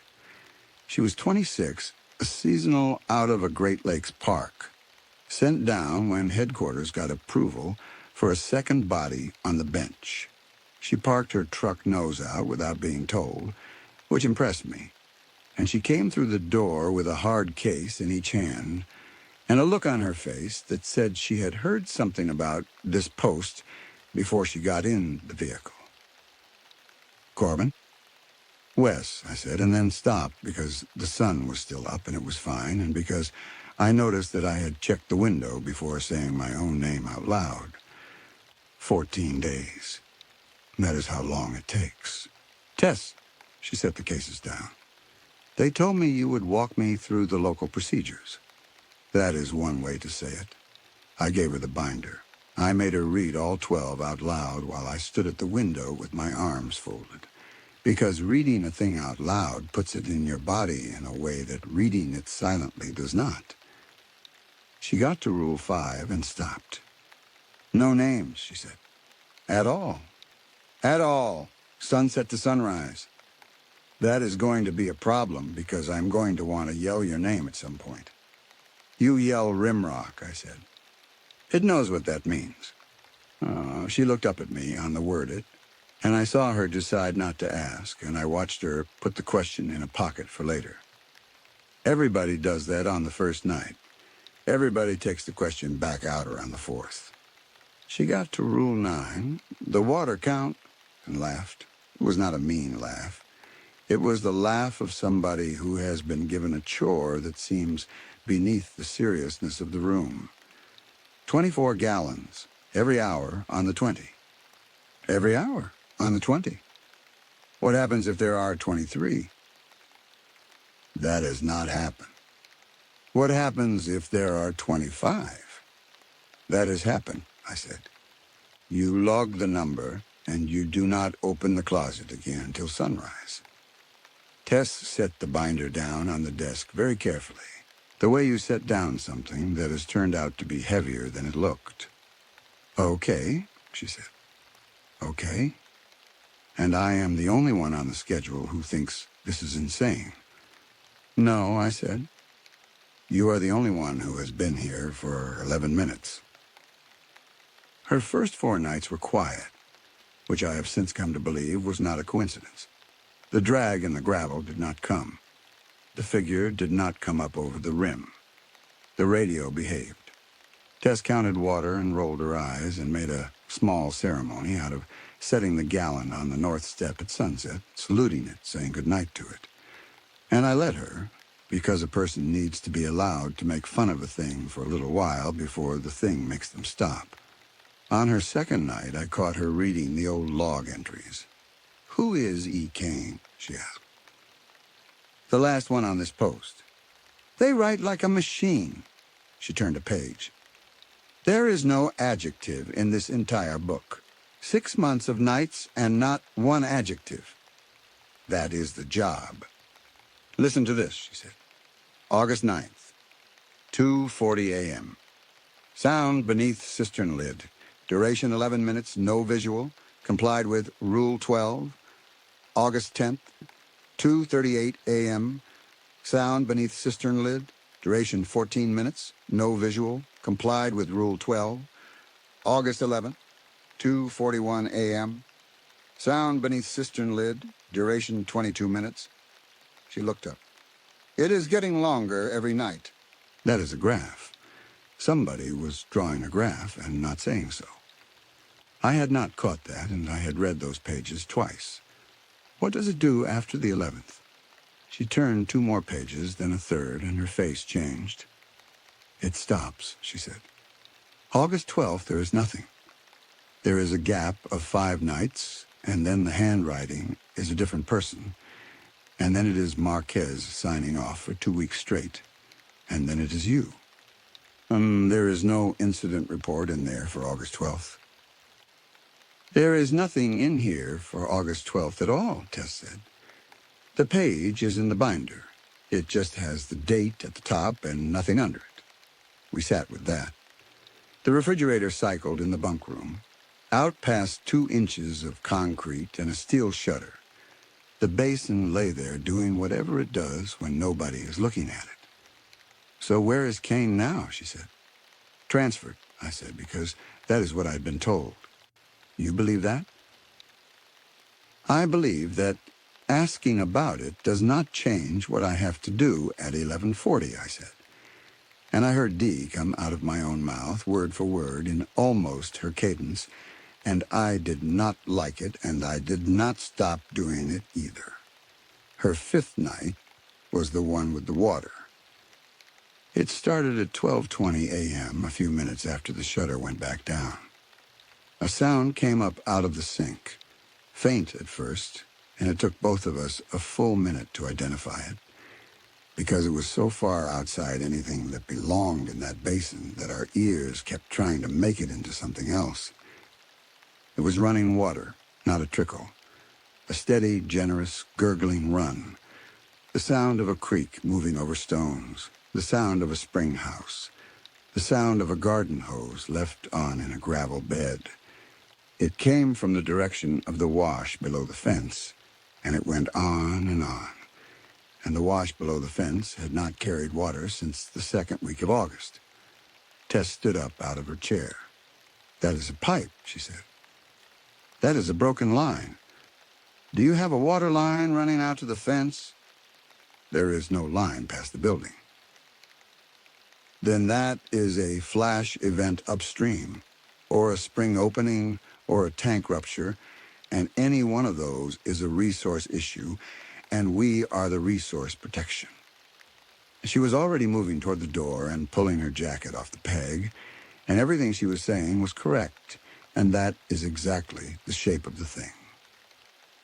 Tess, we do not even have to go past the fence. We look from the gate. Sit down. Corbin listened to it. I did listen to it, and that was the mistake. Because when you listen to it for longer than about 30 seconds, it stops being a sound and starts being a suggestion. My mouth had gone dry sometime in the last minute without my noticing. I had been on that bench 19 days, drinking 2 gallons a day out of a closet that I counted every hour, and no part of me had been thirsty until the moment that sound started, and then all of me was. Which rule covers it, Tess said. None of them. Then it is my call as much as yours. None of them cover it, I said, and that is the reason we do not go. She stared at me. Every rule in that binder exists because somebody died learning it, I said. 12 rules, 12 situations. The situation we are in right now is not in the book, which means either it is brand new or it is the one that nobody came back from to write down. The water sound stopped. It did not fade. It did not taper the way water does when a flow drops. It stopped between one gurgle and the next, cleanly like a tap being closed by a hand, and the silence it left had that same leaning quality I had felt on my first night. Then a woman called out. Hello? Is somebody up there? She was close. She was much closer than the wash. She was somewhere between the fence and the building, maybe 20 yards off the south wall, and her voice was ragged and real and had the exact catch in it that a person gets when they have been walking a long time in cold air. "Please, my leg is bad. I can see your lights." The flood lamps were on. That much was true. Tess had gone very still. "Do not answer," I said as quietly as I could. "She said she can see the lights." "Anything out there can see the lights." The voice came again, closer. "I have been down in the wash since sundown. Please, I am not going to make it back to my car." And then it said, "Tess? Tess? Is that you up there?" I watched all the blood go out of Tess Whitaker's face. Rule 5. Do not speak any person's name aloud between sunset and sunrise. Neither of us had. Not once all night. We had been calling each other Rimrock and Hey and you, and she had made a joke about it at the start of the shift, and I had watched her put the logbook face down on the desk at sundown herself. Before I tell you what came up out of the cistern the following week, do me one favor. If you are still with me and you have not tapped the like button yet, tap it now. It costs you nothing, and it keeps stories like this one getting made. "How does it know my name?" Tess whispered. "It knew mine on my first night," I said. "I have never found out how." The voice outside stopped asking questions after that. It stayed at the same distance, and it began to weep, which was worse, because it was an entirely convincing sound, and it had a rhythm to it. 5 seconds of it, and then 2 seconds of nothing. 5, and then 2, and after 4 cycles, I realized that the pattern never varied by so much as a beat, and I have never been able to hear a person cry the same way since. At 1:04 a.m., it went quiet. At 1:20 a.m., we counted the closet, 24. At 3:15 a.m., I walked the wall and counted my paces, and it came out at 42, and Tess walked it after me, and hers came out at 42, and we did not say anything about how badly we had both needed those numbers to match. At sunrise, the gallon on the step was where I had left it, and the seal was intact, and there was a wet handprint on the concrete beside it that had not evaporated yet, and it was too large, and the fingers were too long, and it was pointing at the door. Dee brought the amendment up 2 days later, printed on a single sheet, still warm from the copier at headquarters. "Read it, initial it, put it behind the tab," she said. 6 new lines. They are numbered from 13, so nobody gets confused about which list they are on. 13. Any sound of running, falling, or standing water heard from the direction of the sink after sunset is to be treated as a lure. Do not investigate. Do not open a shutter to confirm it. Log the start time and the stop time and nothing else. 14. If a voice outside uses the name of anyone present, both staff must confirm aloud, using call signs only, that both of them heard the same words before either one takes any action. If only one of you heard it, that person does not go near the door for the remainder of the shift. 15. Do not stand directly in front of the south window between 1 a.m. and 2 a.m., shutter open or closed. If you must cross that side of the room during this hour, cross at an angle and keep one hand on a wall, a desk, or a door frame. 16. If the distance between the station and the fence appears to have changed by sight or by pacing, do not attempt to verify it by walking it. Remain inside, log the time, and report at first light. 17. If a transmission on Channel 2 repeats any earlier transmission from the same shift, do not respond on Channel 2. Switch to Channel 1 and request verification. If headquarters does not verify within 3 minutes, return to Channel 2, log the event, and do not key the microphone again before sunrise. 18. If your partner proposes leaving the post early or states that a relief has arrived before the scheduled time, verify the hour on the wall clock, on your watch, and on the dashboard of your vehicle. If all three do not agree, the door stays closed. Tess, read Rule 18 twice. That one is not about a monster, she said. No, Dee said. That one is about a person. Most of the worst nights out here started with a person. Whose bad night wrote Rule 14? Dee capped her pen. Initial the sheet, she said, and Tess initialed the sheet. The storm came on the 23rd of October. Reuben called it up at 6:40 p.m. while I was still on the switchbacks, his voice bouncing in and out as I climbed. Dust advisory across the whole basin, front edge arriving between 10 and midnight. Sustained winds 40 to 50, gusts to 65, visibility falling to 0 in blowing sand. Rimrock, you are on standby for condition amber, he said. Standby only. Do not initiate. Copy standby for amber, I said, because that is what the laminated card in my chest pocket told me to say, and because I had learned by then that you never ask what a protocol is on an open channel. Tess was already at the station when I got there, walking the outside of the building with a roll of gray tape in her hand and a look on her face like a person doing arithmetic they do not enjoy. Amber, she said. Stand by. I read the card. She held up the emergency sheet from behind the radio base. Tell me you have read the card. I had read the card in my second week, and then I had put it back and not looked at it again, the way you look at the emergency exit map in a hotel room. We stood in the entry with the wind already starting to come up off the basin and read it together, out loud, taking turns. Condition amber. Rimrock Bench Station. Emergency procedures. 1. On declaration, both shutters closed and hasped. Main door locked and taped. 3 complete passes, seams crossed at the corners.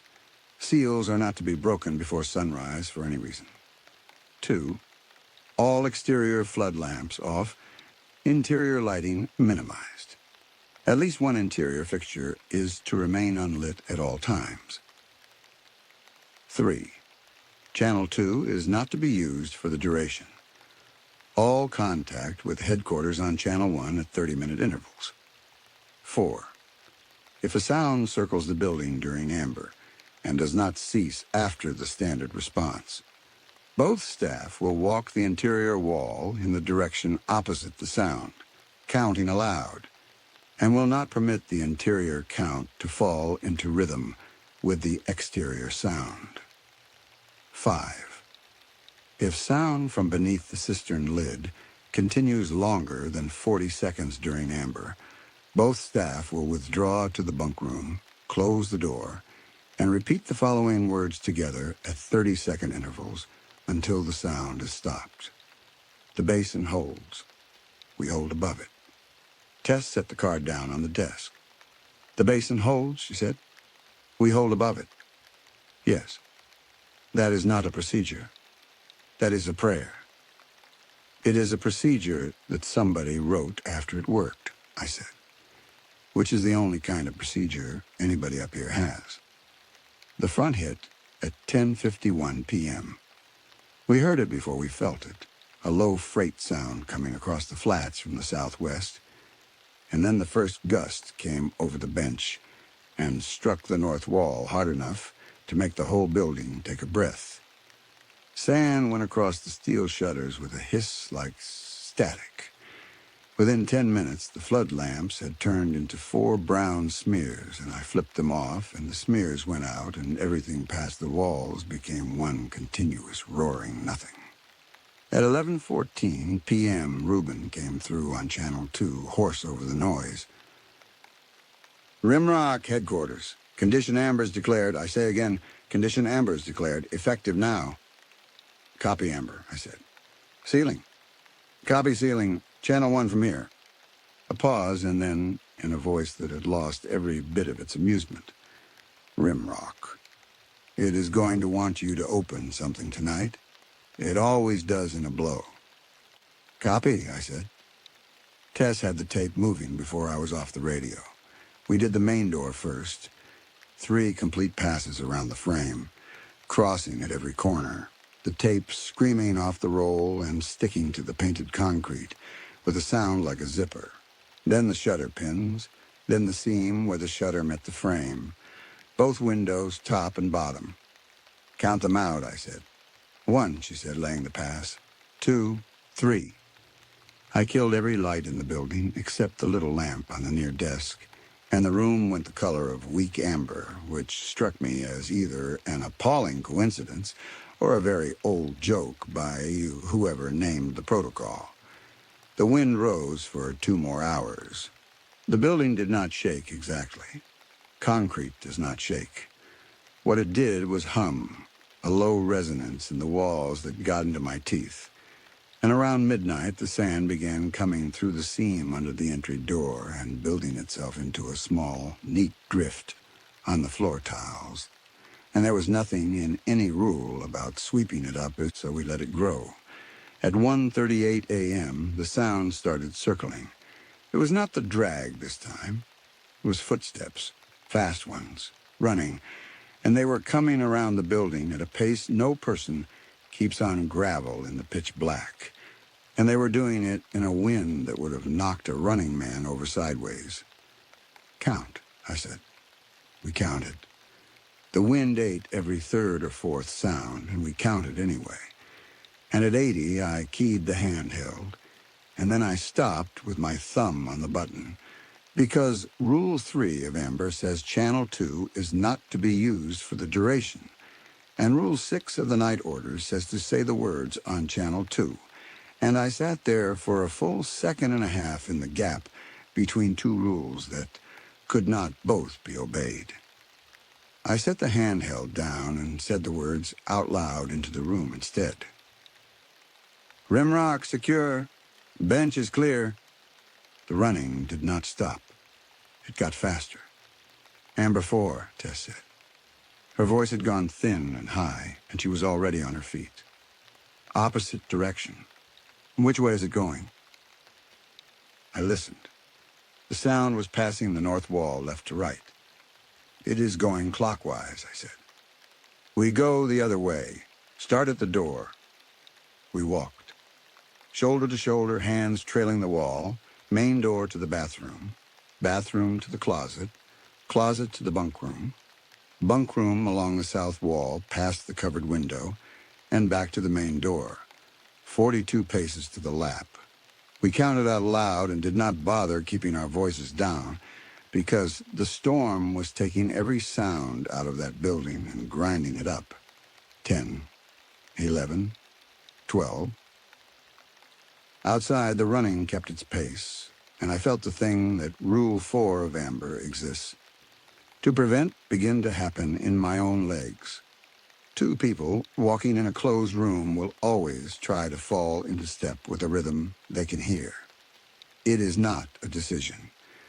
It is something older than decisions. My left foot wanted to land when the sound outside landed, and it took real effort, every single lap, to keep putting it down in the wrong place. 38, 39. Do not match it, I said. I am not. You are. Break it. Tess put in a short shuffle step at the corner, and the pattern came apart, and my own legs came loose again with it. At lap 9, my calves were burning. At lap 15, my mouth had gone so dry from counting that the numbers were coming out cracked. At some point past 200, I lost the thread entirely and could not have told you whether we were at 206 or 216. Reset, I said. Back to 1. You sure? Better to be wrong than matched. We started again, and on the 4th lap of the new count, the running outside stumbled. That is the only word for it. Something out there in a 60-mile-an-hour wind, in 0 visibility, on loose gravel, went down. We heard the skid, and a heavy shifting sound against the west wall, and then absolutely nothing, And we stood there in the middle of the room with our hands on our knees, breathing like we had run the whole distance ourselves. At 2:19 a.m., the cistern started. The lid is a concrete disc set flush into the ground about 12 feet behind the station. It weighs, Dee told me once, close to 400 pounds. What came up through the floor at 2:19 was not a knock. It was a slow, steady lift and drop, a shoulder being put under something and taken away again, over and over. And each time the disc came down, the whole slab under our boots took a small shock. I counted the seconds out loud because Rule 5 of Amber has a number in it, and I wanted to be exact. 40 seconds. Bunk room, I said. We went, and I shut the door and locked it, which is nothing against anything that can lift 400 pounds of concrete, and which did a great deal for the two of us. Tess sat on the floor with her back against the bed frame. I sat facing the door. My watch was on the floor between us with the second hand going around. Together, I said. Every 30. The basin holds, we said. We hold above it. The lifting went on. We said it again at 30 seconds, and again at 60, and again at 90. Around the fifth repetition, the words stopped being words. They turned into a shape my mouth made, a handhold. And I understood then why the sentence is short and why it has a beat in the middle. Because a person can hold on to it when their hands are shaking. At 4 minutes, the storm outside began to drop. At 6 minutes, the lifting slowed.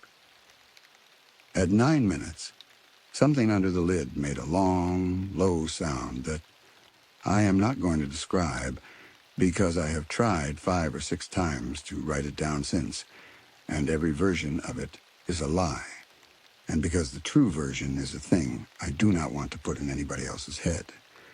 At 11 minutes, it stopped.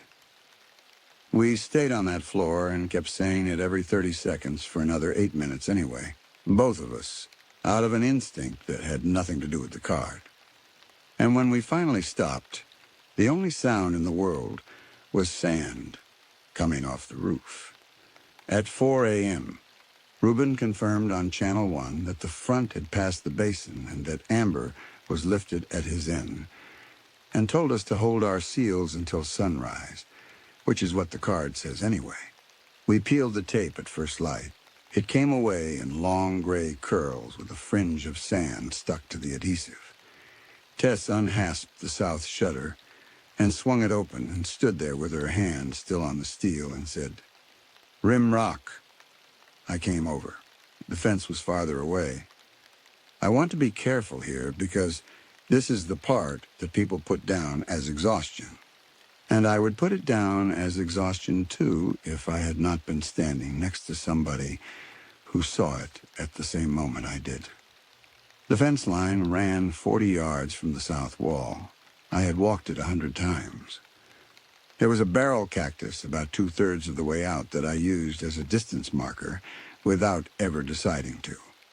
That morning, the cactus was small, and the fence posts were small, and the fence looked like something at the far end of a parking lot instead of something you could throw a rock over, and the whole run of ground between us and it had a stretched quality, like a photograph pulled sideways. Rule 16, Tess said. Rule 16, I agreed. Do not verify it by walking it. Correct. I really want to verify it by walking it. I know. We sat inside with the shutter open and watched the light come up, and over about 40 minutes, the ground came back. There is no better way to say it. The cactus grew, the posts grew, and by the time Dee came up the switchbacks, the fence was 40 yards away and the barrel cactus was where it had always been, and all we had was our word and 2 log entries written in handwriting that shook. Dee read them both. She stood at the south window a long time with her hands in her jacket pockets. "You did every step," she said at last. "We did. And that is the report." She turned around. "Both of you go down. Sleep in the trailers, not in your vehicles. Do not talk to each other about last night until you have slept, because if you do, you will decide together that it was less than it was, and then one of you will get careless in 9 days. It was 11 days, not 9, and it was not carelessness. It was decency, which out here turns out to be the same thing, wearing better clothes. The 3rd of November, a cold, clear night, no wind at all, the kind of stillness where you can hear a truck on the county road 9 miles out. We had done the 9:20 count, 24. Tess was on the near desk with her boots up and working on a crossword she had been losing to for a week. At 9:41 p.m., the radio came alive. Rimrock headquarters, status check. I picked it up. Rimrock, all quiet. Copy, all quiet. Overnight low tonight is 29, wind calm, fire danger low. Be advised there is a vehicle logged in at the Rimrock trailhead that is not signed out. Silver sedan, 2 occupants, signed in at 3:15 this afternoon. Keep an eye on the bench road. That was new information, and it landed in the room like a stone in a bucket. 2 people unaccounted for after sunset at the trailhead below us.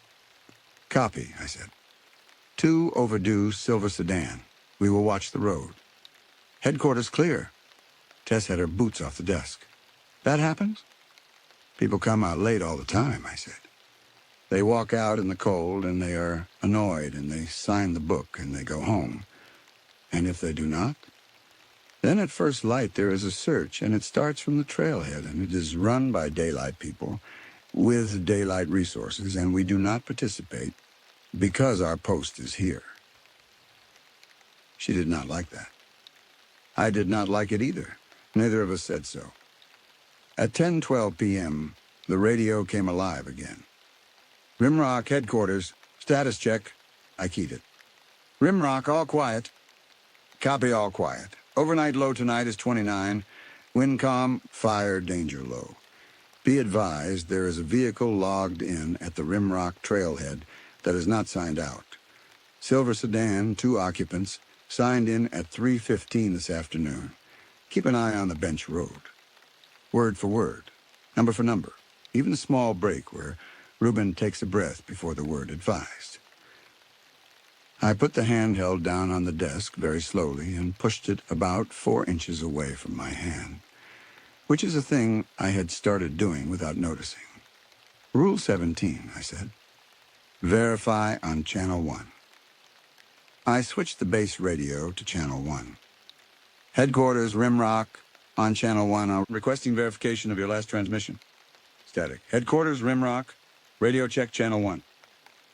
Static. 3 minutes is a long time.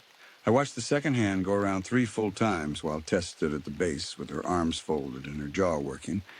And at the end of it, there was nothing, and I logged it. And I said, the sentence that Rule 17 requires, which is the hardest sentence in the whole binder. We do not key the microphone again before sunrise. There are 2 people out there. There is a transmission that repeated itself, I said, which is exactly what Rule 17 describes. Or the repeater is glitching and Reuben is reading off the same log sheet twice because it has been a long shift.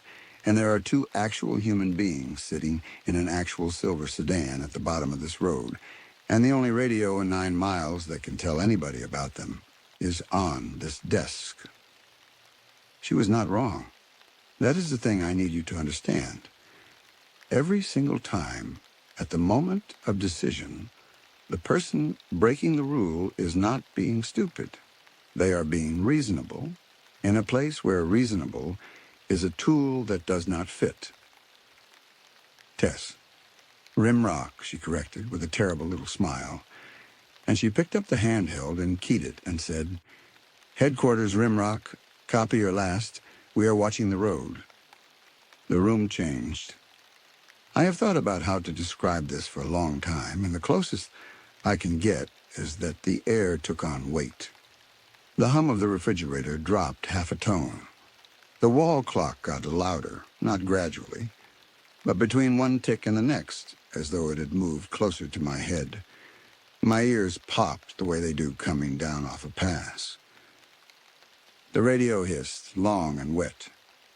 "Copy, Rimrock," said Reuben's voice. "We hear you now." And then it laughed. It was not Reuben's laugh. It was built out of Reuben's laugh, the way a mask is built out of a face, and underneath it was a sound like water going down a drain in a metal sink. And it went on for 4 seconds, which does not sound long, and I invite you to count 4 seconds out while something laughs at you through a speaker on a desk. Tess set the handheld down like it had gotten hot.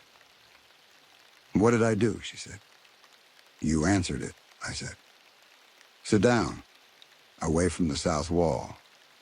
The flood lamps went out, not flickered, out all 4, and the interior lights with them, and the little green indicator on the power strip, and the refrigerator, all in the same instant. And the silence where the refrigerator had been was the loudest thing in the building. "Solar bank," Tess said in the blackness. "Battery cut out, it has to be." "The battery bank is inside," I said. "In the closet, behind us." Neither of us moved for a moment. Then the footsteps came, and they came at the walls, not around the building, at it. A hard, flat impact against the north wall, high up, near the roof line where nothing standing on the ground can reach. Then another on the west wall. Then 2 at once, north and south, which meant 2 of them, or one of something with a reach I do not want to think about even now. "Count," Tess said, and her voice cracked in the middle of the word. And I loved her a little bit for saying it anyway. We counted. At 80, I did not key the microphone because whatever was on Channel 2 had already been given one answer that night, and I was not going to hand it another. At 104, the impact stopped. In the quiet, the hand held on the desk lit up. Just the little backlight, a soft rectangle of green in a lightless room, and my own voice came out of it. "Rimrock secure," it said. "Bench is clear." The recording was perfect. It had my flat delivery, the small pause I put between secure and bench, the slight rasp I get at the end of a 12-hour shift. "I did not say that," I said. "I know," Tess whispered. "Rimrock secure," my voice said again. "Bench is clear." And then in the same voice, in my voice, using my mouth from somewhere out there in the cold, it said, "Open the door, Tess. It is only me." That is when she started to cry silently, with her hand pressed over her mouth so hard that she left marks, not out of fear or not only, out of the understanding of what she had given it. It had our names before. Now it had my voice, and it had the words, and it had watched me long enough to know that the words are what makes the sound stop. We sat on the floor of that room with our backs against the interior wall for 4 hours and 11 minutes, and did not speak, and did not move except to check the clock. 3 times more it asked. Twice in my voice. Once in a voice I had never heard, a woman, ragged, saying she could see our lights, and there were no lights. The power came back at 4:02 a.m. all at once, every fixture, the refrigerator groaning up to speed, the base radio giving its startup chirp, and both of us flinching so hard we knocked the desk chair over. At 4:20 a.m. we counted the closet. There were 26 sealed gallons. We logged the number, and we did not open that closet again, and at 6:12 a.m., Dee found us sitting on the floor across from the closet door with our boots braced against the frame like 2 children who had built a fort out of a bad night. The silver sedan was real. It was in the trailhead lot at first light, and the 2 occupants were a couple in their 60s out of Prescott who had misjudged a loop and come out at the wrong trailhead 4 miles down the road and walked the shoulder back to their car at 9:40 in the evening, cold and irritated and entirely alive. They had signed out. The signature was in the register in blue ink. Time 9:38 p.m., 3 minutes before the first transmission. which means the information in that first call was already out of date when it was given to me by a voice that sounded exactly like a man I had eaten lunch with. I checked the register myself that morning, standing at the green metal box in the cold, with my hands shaking from no sleep, and I counted the names against the vehicles in the lot the way I had counted them every morning for 11 weeks. 8 cars, 8 parties signed in, 9 parties signed out. One more name coming out than had ever gone in. A woman's name, in a small, hard, slanted handwriting, in the out column, timed 4:02 a.m., which is the minute the power came back on the bench. I did not tell Tess. I told Dee, and Dee took the register page and put it in a folder, and the folder went somewhere I never saw. And the next morning there was a fresh notebook in the box with a fresh first page. I asked about Kane one time after that. I had gotten stubborn, in the way you get when you have been frightened for 11 weeks. Where did Kane transfer to? I said. Dee kept her eyes on the road. Corbin. I looked at the regional roster. There is no Kane on it. There is no Kane on the seasonal list from last year either.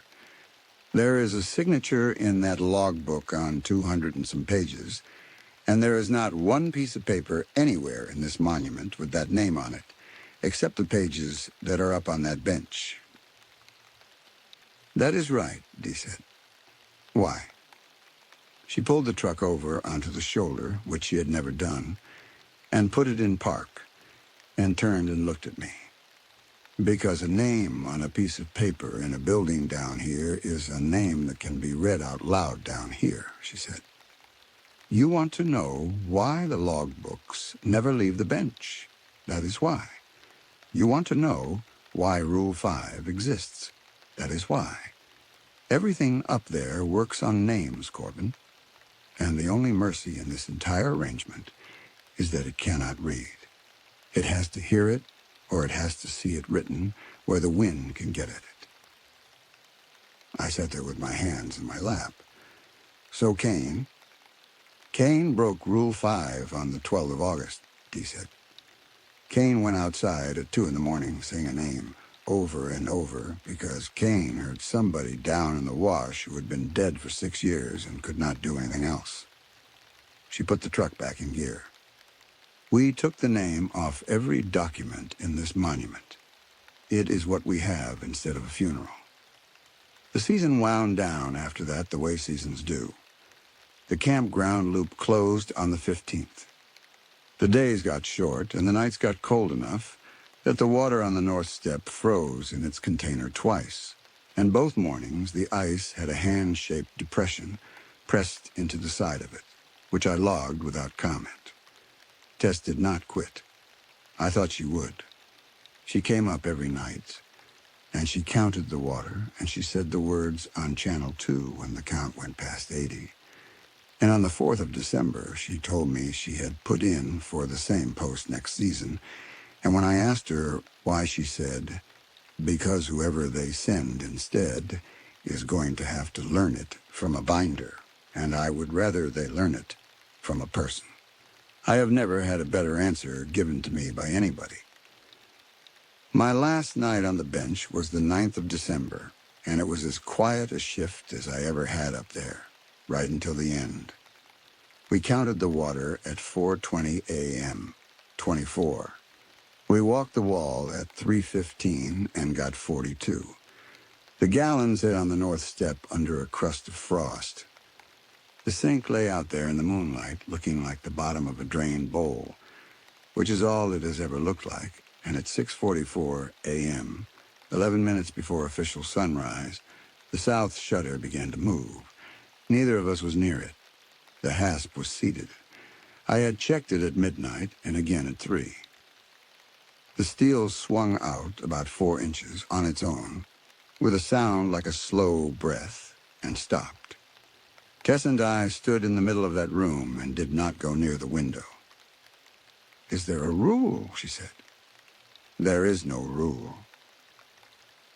Through the gap in the gray before dawn, I could see a slice of the fence and a slice of the ground beyond it. And everything was where it should have been. 40 yards, barrel cactus at 2/3, the posts the right size. Something was standing at the fence with its hands at its sides. It did not have a shadow at all this time, and it was wearing a uniform, and the light was coming up behind it. At 6:47 a.m., it stepped back once, and then it was not there, and the shutter swung closed on its own, and the hasp dropped and seated with a click. We passed, I think, or it had finished with us. There is not a rule that covers the difference, and I have stopped needing one. Dee came up at 7 with 2 coffees and my exit paperwork, and she stood in the doorway of that station looking at the sealed cistern lid out the back and the untouched flares in the drawer and the 24 gallons in the closet. And she nodded once to herself the way a person does when the arithmetic comes out even. "Sign the vehicle log," she said. "Then sit down. There is one more thing." The one more thing was a clean sheet of paper on a clipboard with a header printed across the top. Rimrock Bench Station, night orders. Below the header, nothing at all. "You are rewriting them," I said. "You are," Dee said. "Kane wrote the version you have been living on. Every line in that binder is somebody's bad night turned into a sentence, and the sentences work better when they are written by the last person who survived them." She set a pen down on the clipboard. "Same 12, same amendments, but in your words, and put in whatever you wish somebody had told you in August."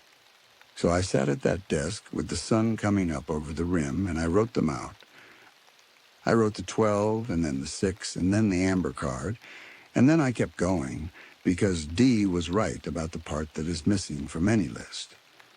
I wrote down that the drag in the gravel starts most often between 10:40 and 11:10. I wrote down that if you turn the interior lights off before you start counting, the counting is easier.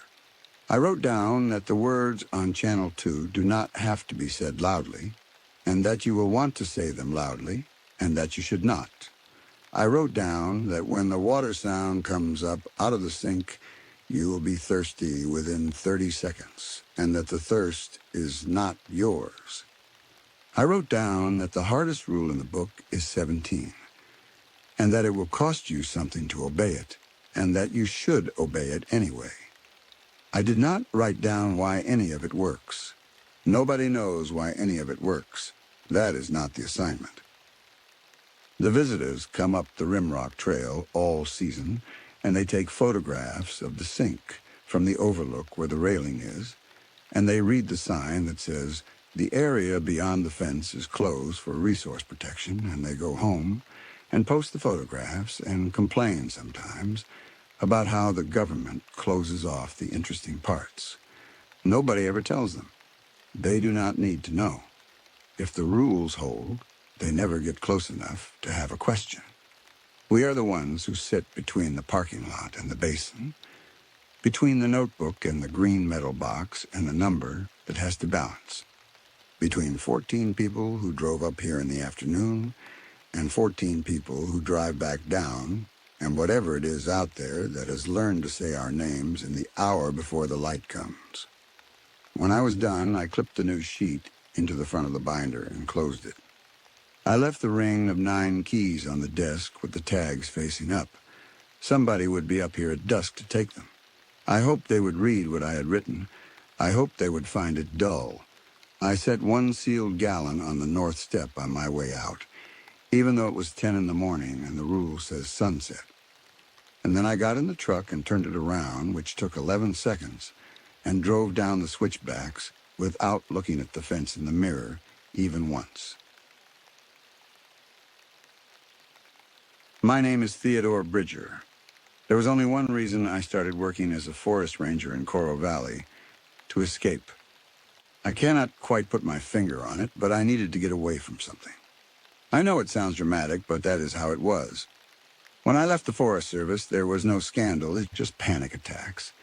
It squeezed my chest during patrols and an endless exhaustion. After that, I drifted through temporary jobs for 6 months, barely scraping together the rent. My marriage had ended 2 years prior. My daughter would not even answer my calls anymore. I was 34 and felt like I had long since missed out on the normal flow of life. That is when this announcement popped up among the federal job listings. It was so strange. It was as if someone had written it specifically for me. Forest ranger in a remote area. Minimal contact with the public. High salary for qualified candidates. Security clearance required. Must be able to adapt to solitude and strict rules. What is more, the salary offered was almost double my old salary. I applied on Thursday. The next day, Friday, my phone rang. The woman who called introduced herself as Name Caller. She was the manager of a unit they called Secret Land Management. Her voice had that peculiar flat tone of people who had spent years getting used to saying nothing of real substance. "Mr. Bridger," she said, "your application caught my attention. Psychological evaluations from your previous position indicate that you manage stress by breaking it down into pieces rather than confronting it head-on. That is exactly the trait we are looking for." I should have stopped her there and asked what she meant, but I did not. Instead, I moved on to the details of the job. "It is quite simple," she said. "You will be the sole officer assigned to the federally restricted Coral Valley area in northeastern Nevada. The valley has been closed to civilians since 1986. Before that, it was used for military testing, training exercises, and various storage activities. Your job is to ensure the security of the area, monitor the systems, and report anything unusual according to the established protocol." "What kind of unusual thing?" I asked. There was a long, hair-raising silence on the other end of the line. "Most of the time, wild animals trigger the motion sensors. Sometimes it is weather conditions, rarely other things. You will learn over time what to take seriously and what to ignore." The interview process took exactly 3 weeks. I was summoned to a field office in Elko. The building itself seemed untouched since the Nixon era. I met Nan face-to-face for the first time there. She was in her late 50s with steel-gray hair, a woman who seemed to weigh you with her gaze as if you were an equation to be solved. She placed a thick file in front of me. It contained background checks dating back to my childhood, my financial information, and contracts filled with terms like federal prosecution and permanent removal from duty. All she wanted from me was to sign everything. As she closed the last page, Nan looked up at me. "You should know," she said. "This valley is not just an ordinary work site. You will be living there full time." Then, without pausing, she began to list. Lodging, supplies, satellite internet, backup generator. They provided everything. I would report in daily by radio. A supply truck would come once a month. But then her voice changed. It dropped a little. She leaned toward me. "But Theodore, the moment you accept this job, you cannot just walk away whenever you feel like it. You have to stay for at least 2 years. If you break the protocols or try to leave before the time is up, there will be consequences. Legal consequences. Understood?" At that moment, I realized I was too desperate to care. They gave me 3 days to fit my life into the back of a truck.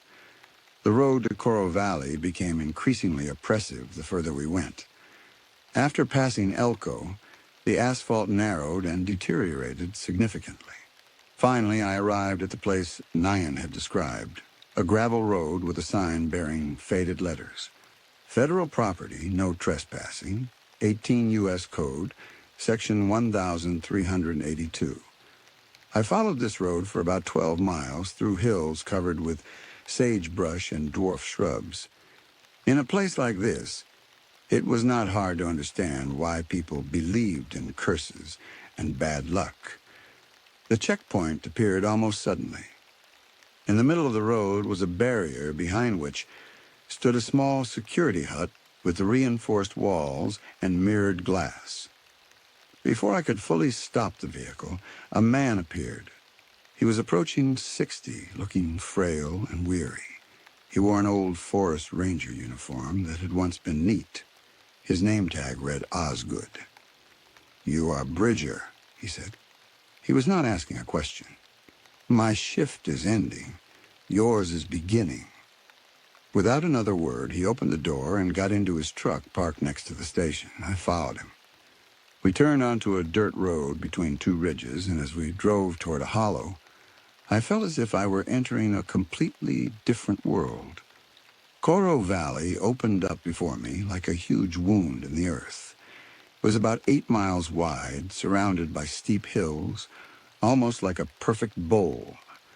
The valley floor was pale and lifeless, covered with dead grass and whitish alkaline soil. Scattered around were the remains of old structures, concrete foundations, rusted metal skeletons, storage shelters half buried in the ground. 3 old watchtowers rose in the distance like piles of bones reaching toward the sky. But what really made me shiver was the fence. The entire valley was enclosed by a 12-foot chain-link fence topped with razor wire. There was a post about every 100 meters, topped with equipment I could not make out. Cameras, sensors, maybe speakers, maybe projectors. The fence was brand new and well-maintained, and it seemed far too alive for a place that should have been abandoned since the 80s. Osgood's truck stopped in front of a group of buildings on the north side of the valley. The main structure was a low concrete block with narrow windows and a flat roof. Next to it was a garage, a generator shed, and a radio tower about 60 feet high. They all looked functional, but they seemed built to withstand worse than ordinary weather conditions. We parked. Osgood finally looked at me. In his eyes was that look I had seen in soldiers who had seen combat, or people who had suffered severe trauma. The look of someone who no longer expects anything good. "Come inside," he said. "I will show you the basics, then I will leave. The rest is up to you." The inside of the station was as I had imagined, cold, plain, and gloomy. A desk, filing cabinets, a small kitchen, a room with a single bed, a bathroom with a shower that was not very inviting. But what really stopped me in my tracks was the equipment room. One entire wall was covered in monitors, 16 screens showing different views of the valley. Some were fixed cameras on the fence line. Others were mounted on the old guard towers, giving panoramic views of the basin. A few screens showed what looked like thermal imaging, painting the landscape in shades of blue and red. Below the monitors was a control panel with switches, dials, and a radio system that looked military grade. "This is your nerve center," Osgood said, his voice flat. "Every motion sensor in the valley feeds into this system. There are 243 sensors total: perimeter fence, interior grid, and the towers. When something moves, a sensor triggers, and you get an alert here." He pointed to a screen displaying a simple map of the valley, covered in small red dots. "Your job is to log every trigger, every single one in this book." He tapped a thick leather ledger on the desk. "Date, time, sensor number, probable cause, and if I do not know the probable cause," Osgood's expression did not change, "you write unknown. Then you call it in on the radio. Use channel 7 and only channel 7. You will get instructions on whether to investigate or ignore it." He walked me through the daily routine: system checks at dawn and dusk, perimeter drive twice a week, inventory once a month. Then he showed me the protocols, a laminated sheet of rules that felt more ominous the more I read. "Do not leave the station after dark unless explicitly instructed. Do not attempt to access the bunkers or sealed structures in the valley. Do not investigate sensor triggers in the valley's eastern quadrant without authorization. Do not ignore any communication from command. Do not discuss your assignment with unauthorized personnel." "What is in the eastern quadrant?" I asked. Osgood looked at me, like I had asked something profoundly stupid. Nothing you need to know about. The sensors there go off every night. You log them, you report them, and you forget about them. That is the job. Every night. Every single night. He grabbed his jacket. I had been here 14 months. The sensors started going off about 6 months in. Started small, 1 or 2 triggers a night. Now it is dozens, sometimes hundreds. Whatever is happening out there, it is getting more active. I felt something cold settle in my stomach. What do you think it is? Osgood paused at the door, his hand on the frame. When he looked back, his eyes held something I could not quite name. Warning, maybe, or pity. The official line is wildlife. Coyotes, maybe a mountain lion, deer passing through. He stepped outside and I followed him to his truck. But I have been watching those screens for over a year, Bridger. Whatever is triggering those sensors, it does not move like an animal. It moves like it is searching for something. And lately, it has been getting closer to the perimeter. He climbed into his truck without another word. I watched him drive up the access road, watched the dust trail follow him out of the valley. Then I was alone. The silence was immediate and absolute. I had been in isolated places before. Fire towers, backcountry stations, winter assignments, where you might not see another person for weeks. But this was different. The silence in Coro Valley was not peaceful. It was expectant, like the moment before thunder. I stood outside the station listening to nothing, and felt the weight of the hills surrounding me, the presence of all that empty space. I spent the afternoon familiarizing myself with the equipment and doing inventory. The station was well supplied. 6 months of canned food, bottled water, a diesel generator with enough fuel to run through winter, a propane heater, basic medical supplies, and enough ammunition for the rifle in the gun locker to hold off a small army. That last detail bothered me more than I wanted to admit. Why would a ranger station in a closed military valley need that much ammunition? As evening approached, I made dinner, canned chili heated on a hot plate, and watched the sun drop toward the western ridge. The light turned strange at dusk, painting the valley in shades of amber and rust. The old guard towers cast long shadows across the pale ground. I could see the fence line in all directions, glinting in the dying light. My radio crackled at precisely 1800 hours. "Station Coro. This is Regional Command. Radio check." I keyed the microphone. "This is Station Coro. Loud and clear." "Acknowledged." The voice belonged to Nan Caller. "Beginning your first night, remember your protocols. If sensors trigger in the eastern quadrant, log them and report. Do not investigate. Do not attempt to access restricted areas. And Theodore," her voice softened slightly, "the first few weeks are the hardest. You will be fine." The transmission ended before I could respond. I spent the rest of the evening studying the map Osgood had left, memorizing sensor locations and identifying landmarks. The eastern quadrant he had warned me about covered roughly a quarter of the valley, an area where the ground looked darker on satellite imagery, where several of the old bunkers were clustered. On the map, someone had drawn a red line around that section and written a single word: restricted. Night came quickly. One moment the valley was bathed in twilight, and the next it was fully night, the kind you only find far from cities. I turned off the interior lights and let my eyes adjust, watching the monitors glow in the dim room. The thermal cameras showed the valley floor in shades of blue, empty and still.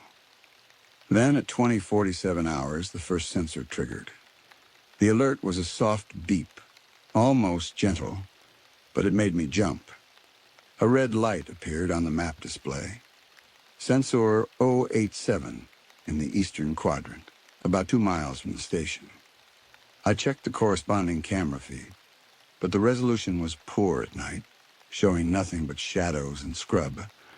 I opened the logbook and wrote, 2047 hours. Sensor 087, Eastern Quadrant. Unknown. Then I waited. 5 minutes later, sensor 089 triggered. Then 092, then 095. All in the Eastern Quadrant. All moving in a pattern that suggested something was traveling along the fence line heading north. I called it in on Channel 7. Regional Command, this is Station Coro. Multiple sensor triggers in the Eastern Quadrant, moving north along the perimeter, requesting guidance. Nan's voice came back immediately. Acknowledge Station Coro, log the activity, do not investigate. This is normal evening pattern. Normal, she had called it normal. Over the next hour, I logged 43 separate sensor triggers, all in the Eastern Quadrant. They moved with purpose, not random like animal movement would be. Whatever was out there was following the fence line, testing it methodically. I watched the cameras trying to catch a glimpse of something, anything. But the night was too dark and the equipment too limited. At 2300 hours, the sensors went quiet. The silence felt heavier than before, charged with something I could not name. I sat in the dark control room watching the empty screens and felt the full weight of my isolation. I was alone in a closed military valley, monitoring motion sensors that tracked something that moved with intelligence, trapped in a job I had signed away 2 years of my life to perform. I tried to sleep around midnight, but the cot was uncomfortable, and every small sound made me tense. The building settled, metal contracting in the cold. The wind picked up, rattling the windows, and underneath it all, I swore I could hear something else, a low humming, almost subsonic. That might have been the generator, or might have been something deeper. I was almost asleep when the sensors started again. This time, they were not in the Eastern Quadrant. They were close. Sensor 012, less than a quarter mile from the station on the northern perimeter. I was out of bed before I had fully processed the alert, stumbling to the control room in my underwear and boots. The camera feed showed nothing but darkness. I keyed the radio, my voice rougher than I intended. Regional Command, Station Coro, sensor trigger near station perimeter, northern section. Silence. I waited, counting seconds. Regional Command, do you copy? More silence. Then finally, Nane's voice, but tense now. Alert, Station Coro, confirm sensor number. Sensor 012, northern perimeter, approximately 400 yards from the station. Acknowledged. Maintain position. Do not go outside. We are sending instructions. The transmission ended. I stood in the dark control room, watching the northern camera feed, and tried not to think about the fact that something had just triggered a sensor close enough that I could probably walk to it in 5 minutes. Tried not to think about Osgood's words. Whatever is triggering those sensors, it does not move like an animal. 15 minutes passed. The radio stayed silent. The sensor did not trigger again. Then I saw it. Movement on the northern camera just at the edge of the frame. Something pale, low to the ground, moving against the fence line. The camera's night vision gave everything a greenish cast, turning the landscape alien. Whatever was there moved smoothly, fluidly, then stopped. It was looking at the camera. I know how that sounds. I know how impossible it is to judge intention from a grainy night vision feed. But I swear, whatever was out there had noticed the camera and was studying it with something like curiosity. Then it moved again, this time directly toward the station. I grabbed the rifle from the gun locker, my hands shaking, and moved to the window. The glass was reinforced, the kind designed to stop bullets. I pressed my face against it, trying to see into the darkness beyond the floodlight's range. The radio crackled. Station Coro, this is Regional Command. Maintain position. Do not engage. The trigger was likely environmental. Temperature differential on the fence line. The situation is normal. Normal. That word again. I watched the northern perimeter for another hour, rifle across my lap, every muscle tensed. The sensor did not trigger again. The pale shape did not reappear. Slowly, my heartbeat returned to normal. Slowly, I convinced myself that Nyan was right. Environmental factors, temperature changes, perfectly mundane explanations. But when I finally went back to bed as dawn lightened the eastern sky, I could not shake the memory of that shape moving along the fence. The way it had paused at the camera, the way it had turned toward the station, was something that looked disturbingly like recognition. My first night in Coro Valley ended with sunrise streaming through the narrow windows, painting everything in harsh light. I made coffee, logged the night's activity in meticulous detail, and tried to convince myself that this was just a job, an isolated, strange job with unexplained sensor triggers, but still just a job. I was wrong.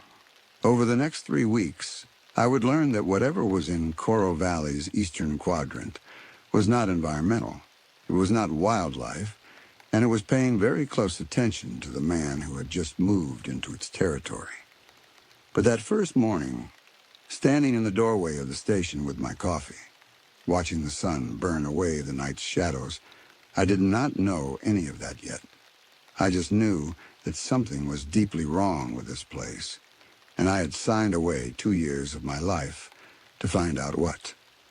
The filing cabinets in the back office had been locked when I arrived, but by the end of my first week, curiosity got the better of me. I had spent 7 nights logging sensor activity, 7 nights watching the eastern quadrant light up like a Christmas tree between the hours of 2100 and 0300. The pattern was consistent enough to set your watch by. Whatever was out there had a schedule, a routine. Animals do not have routines like that. Animals do not systematically work their way along a fence line at the same time every night. The key to the cabinets was in Osgood's desk drawer, buried under old requisition forms and weather logs. I found it on a Wednesday morning after a particularly active night. 87 sensor triggers, all in the eastern quadrant, all moving in that same methodical pattern. The first cabinet held exactly what you would expect.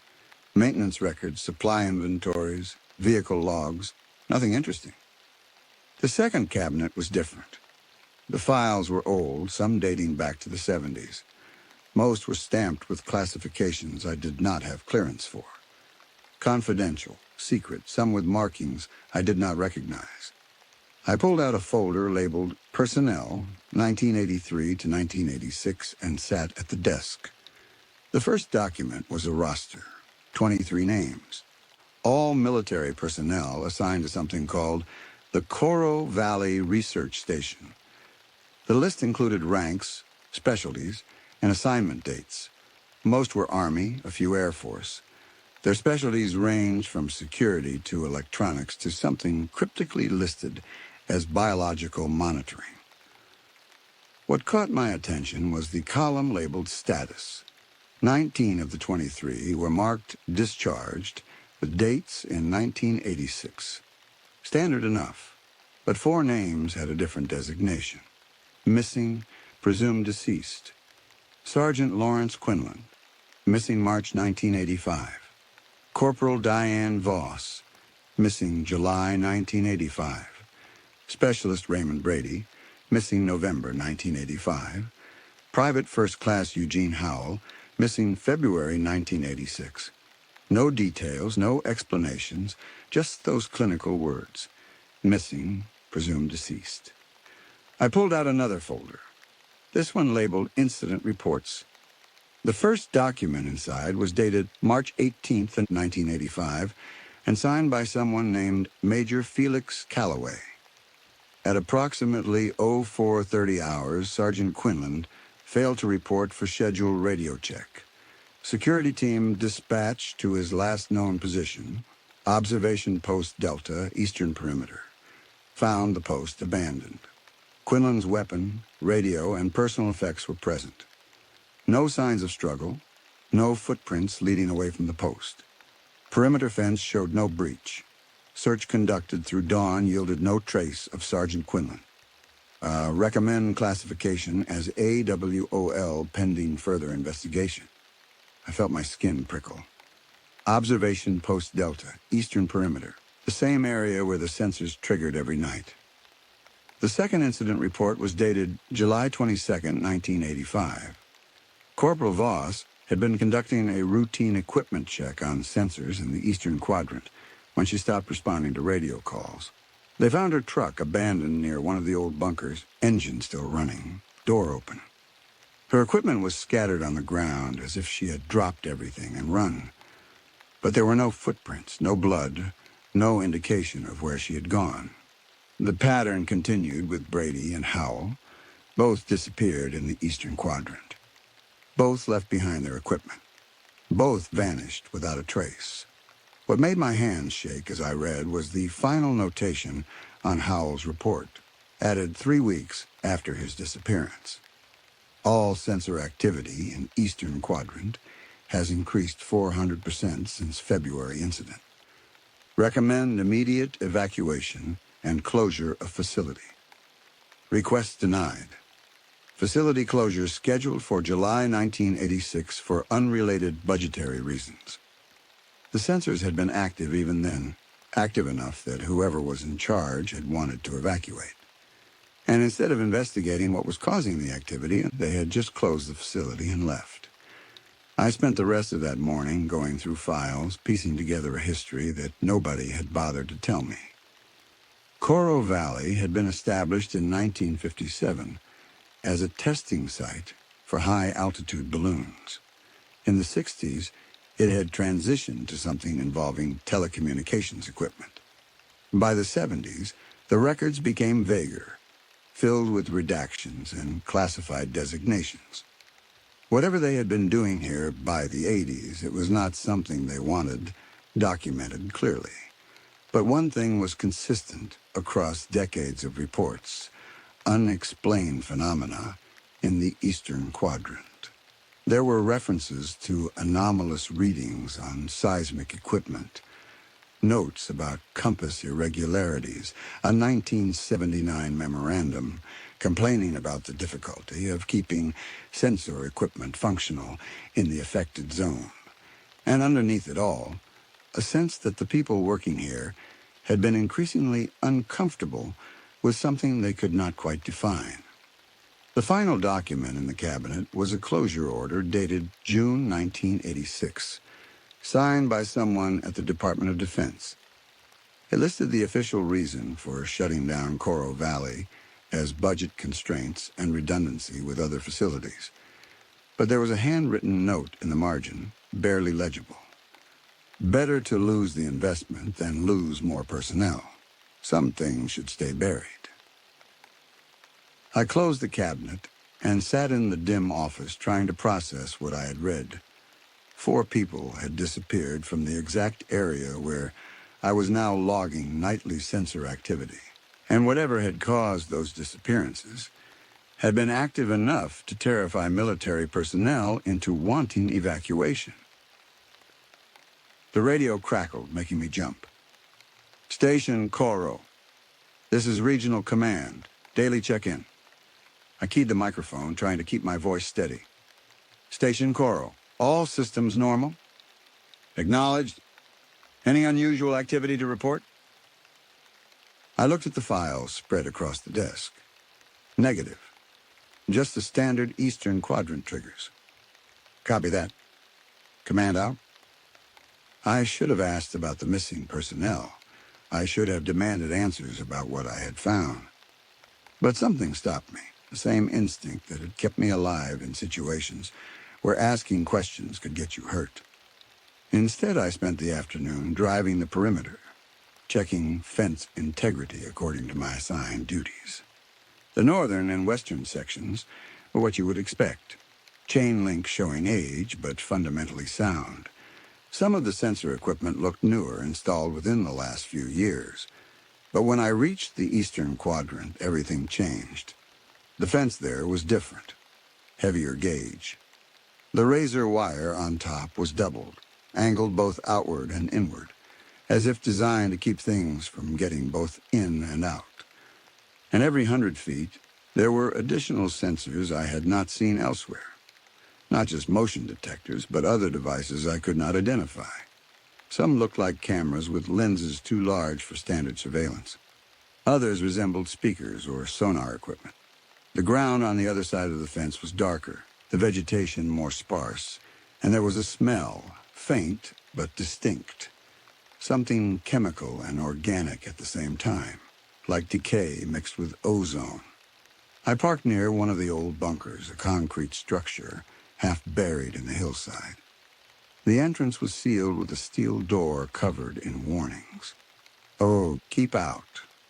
Authorized personnel only." There were two characters on the door I recognized as the Chinese symbol for danger.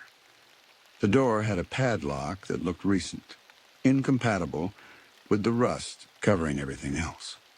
Something about this place made my skin crawl. It was not fear exactly. It was wrongness. The air felt heavier here. The silence was different, more oppressive. And I swore I could feel a vibration through the ground so subtle it might have been imaginary. I was taking photographs of the bunker entrance when I noticed the marks on the fence. They were subtle scratches in the galvanized metal running vertically from about 8 feet high down to the ground. The pattern repeated every 20 or 30 feet. Not random damage, not weather. These looked deliberate, like something had been testing the fence's strength.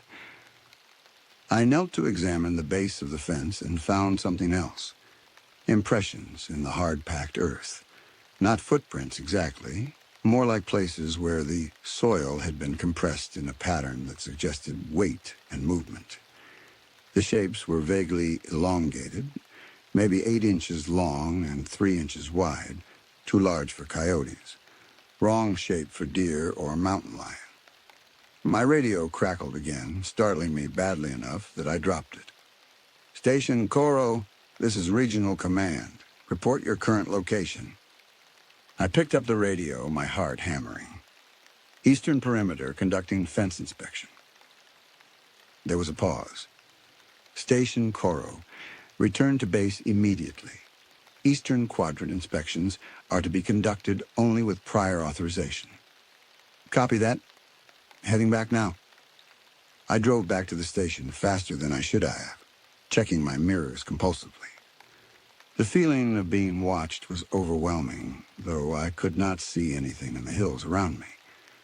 It was not until I was back inside the station, door locked, that I felt my breathing return to normal. That night, I set up my camera to record the monitor feeds. If something was triggering those sensors, I wanted documentation beyond the grainy still frames the security system provided. The activity started at 21:43 hours, right on schedule. This time I watched more carefully, switching between camera feeds, trying to track the pattern of movement. The first trigger was sensor 091 near the southeastern corner, then 094, 097, 101, moving north along the fence line. But here's what made my blood run cold. The triggers were happening too fast to be something walking. They were spaced maybe 300 yards apart, and they were lighting up in sequence with only 15 or 20 seconds between them. Whatever was out there was covering ground at speeds that did not make sense. I zoomed the camera in on sensor 101. The feed showed a stretch of fence line bathed in pale moonlight. For 30 seconds, I saw nothing. Then something moved through the frame. It was low to the ground, pale, and moved with a fluidity that my brain struggled to process. Not walking, not running, something else. It was there for maybe 3 seconds before it moved out of frame, heading north. I switched to the next camera, hands shaking, waited, then saw it again, that pale shape moving along the fence. This time it paused, and I got a better look. It was roughly the size of a large dog, but the proportions were wrong. The limbs were too long, the body too narrow, and the way it moved, there was a grace to it that seemed calculated rather than natural. It stopped at the fence, and I swear it looked directly at the camera.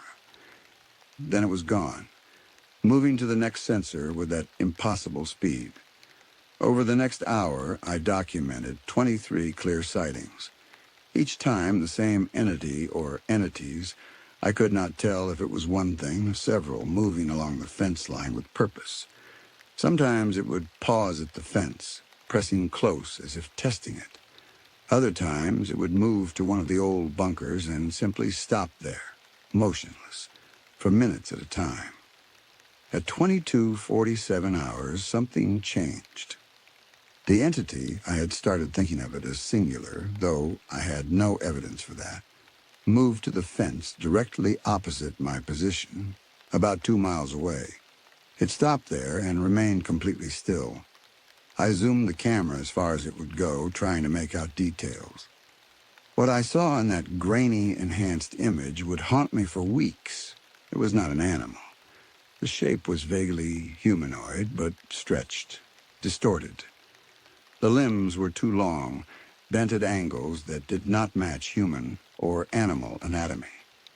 And it was pale, not white, but a luminescent, pale gray that seemed to generate its own faint light. It stood at the fence for 10 minutes, completely motionless, facing the camera, facing me.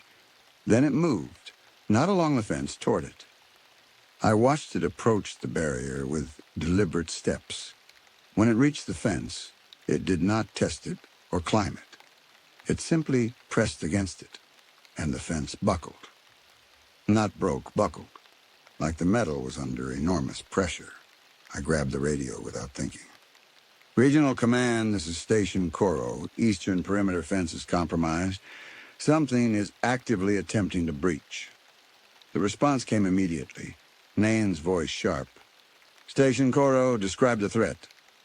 Unknown entity, approximately 2 miles southeast. It is pushing against the fence. The metal is deforming. Station Coro, maintain your position. Do not approach the perimeter. A response team is en route. ETA 45 minutes. 45 minutes.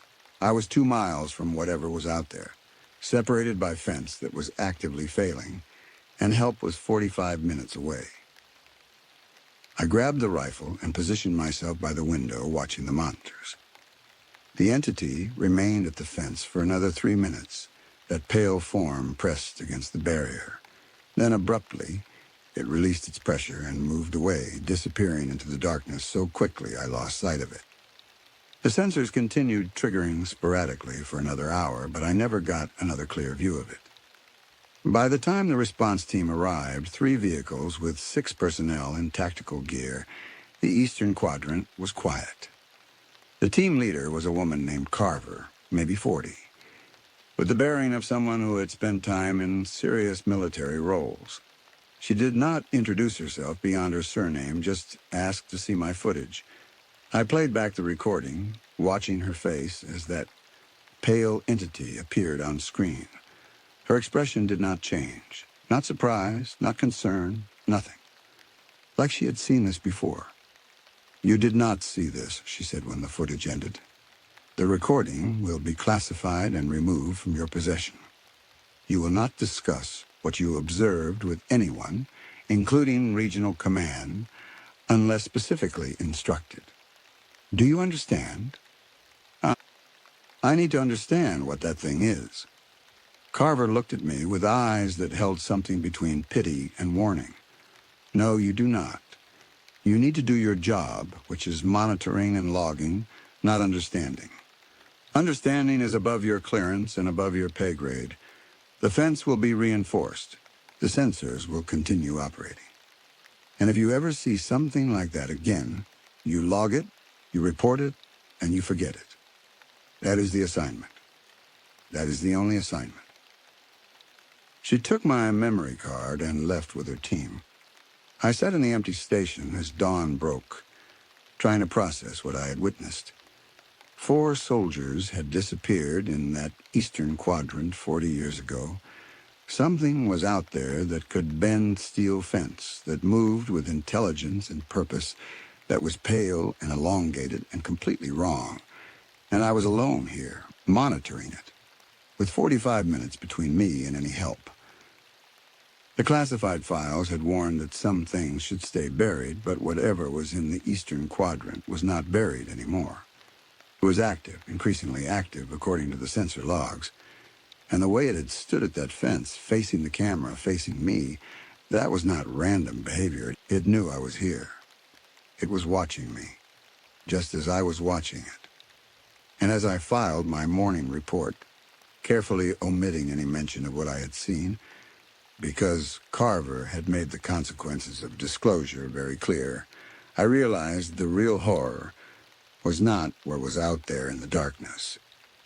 It was the fact that the people running this operation knew exactly what it was, had known for decades, and had decided that keeping it contained in secret was more important than keeping the people stationed here safe. Or maybe, the darker thought occurred to me, keeping it contained was not really working anymore. Maybe that was why they needed someone here. Not to keep it in, but to document what happened when it finally got out. They reinforced the eastern fence within 48 hours of Carver's visit.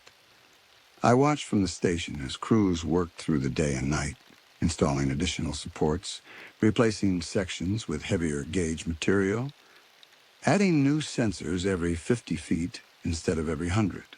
What they did not do was explain anything. Nan called on the radio the morning after the fence work was completed. Her tone was different, still professional, but with an edge I had not heard before. Theodore, we are implementing new protocols. Effective immediately, you will not conduct any physical inspections of the eastern quadrant. All monitoring will be remote only. If sensors trigger in that area, you log it and report it. You do not investigate. You do not approach under any circumstances. Is that understood? What if there is a fence breach? Then you report it and wait for the response team. Your job is observation, not intervention. Are we clear on this?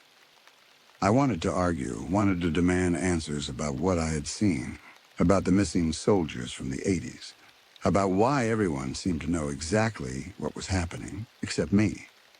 But the memory of Carver's cold expression stopped me. We are clear.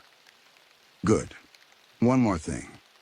You will be receiving some equipment upgrades, better cameras, thermal imaging for the eastern quadrant, and a direct emergency line that bypasses regular channels. If anything breaches that fence, you use that line immediately. Response time will be under 20 minutes. 20 minutes instead of 45. That should have been reassuring. Instead, it told me they were expecting something to breach. Not if, but when. The equipment arrived 3 days later, delivered by a crew that worked in complete silence.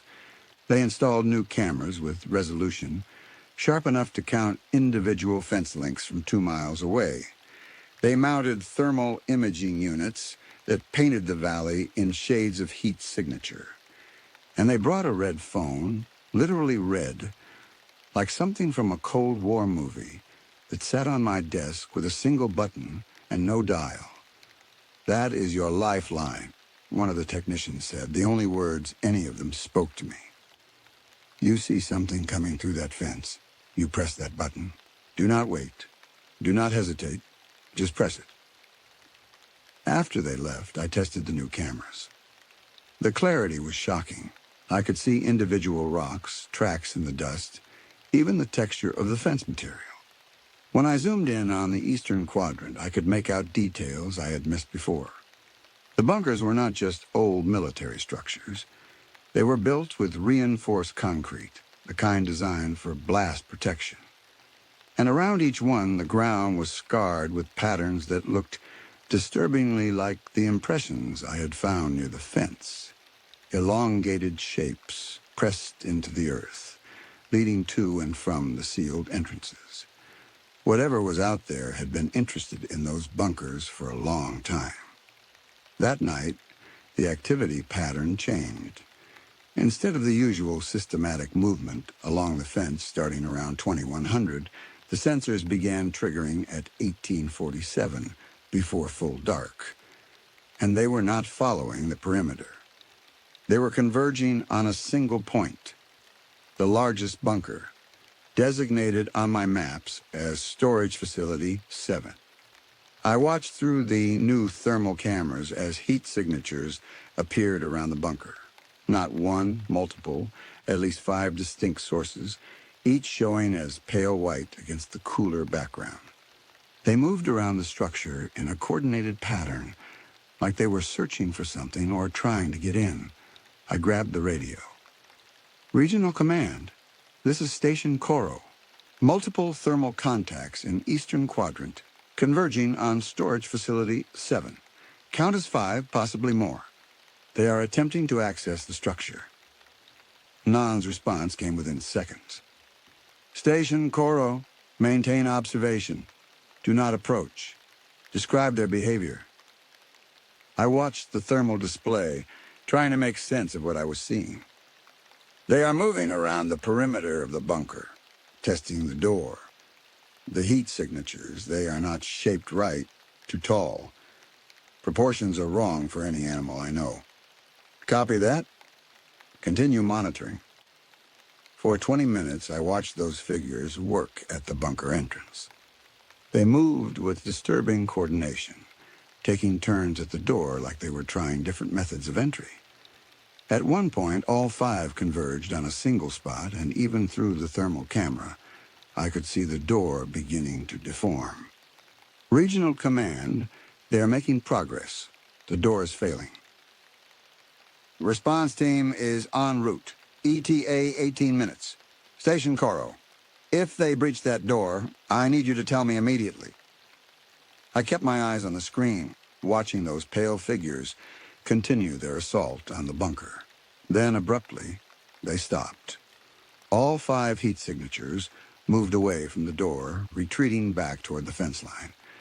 Within 30 seconds, they had disappeared completely. They are gone, just left, all of them. There was a pause on the radio. Station Coro, did they breach the door? I zoomed the camera on the bunker entrance. The steel door was buckled, hinges twisted, but still intact. Negative. The door held. Barely. Acknowledged. Response team will still conduct inspection. Maintain position.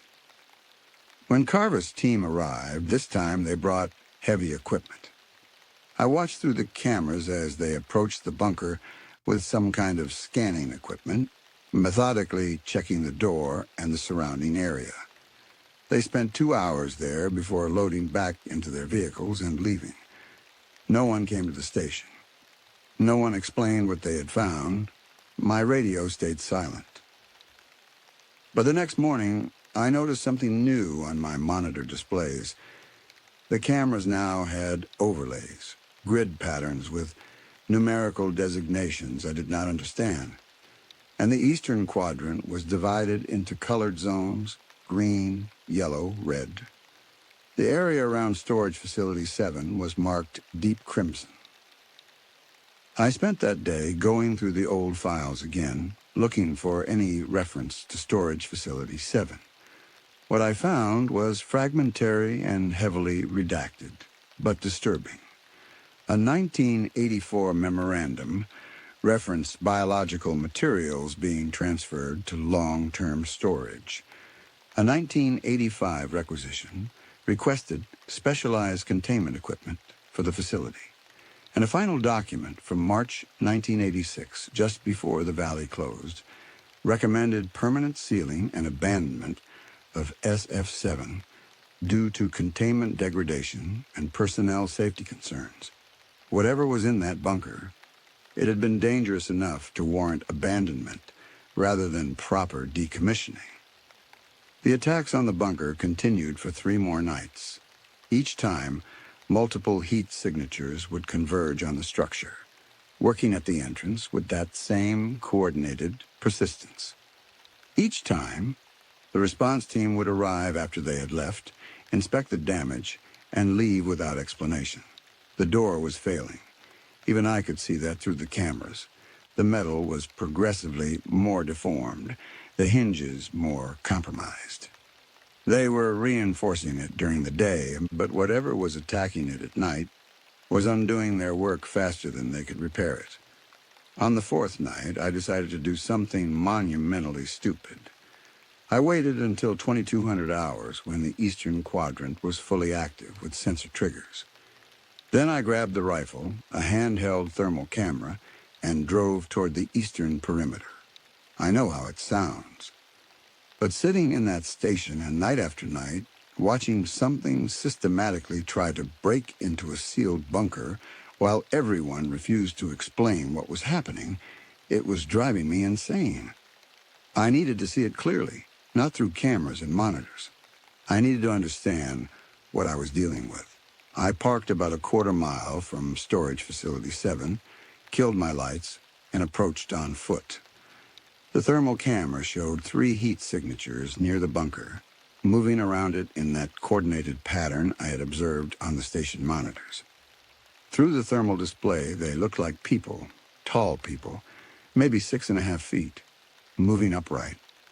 But the proportions were wrong in ways I could not articulate. The limbs were too long, the torso too narrow, and they moved with a fluid grace that human beings do not possess. I got within 300 yards before one of them stopped moving.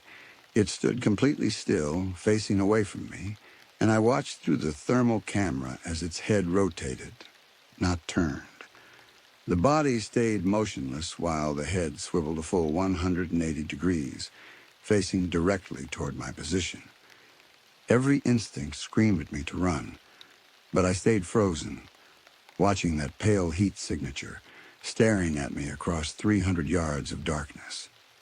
Then it moved, not toward me, perpendicular to my position, heading for the fence line at a speed that did not make sense. The thermal camera showed it covering ground impossibly fast, reaching the fence in seconds and stopping there, waiting. The other 2 signatures had also stopped their work at the bunker. They had moved to the fence as well, forming a line between me and the way back to my truck. I understood immediately. They had flanked me, cut off my escape route. My radio crackled. Nan's voice, sharp and urgent. Station Coral, respond. Theodore, respond immediately. I keyed the radio, keeping my voice low. I am here. Where are you? Your vehicle is not at the station. Eastern Quadrant, near Storage Facility 7. There was a moment of silence that felt like an eternity.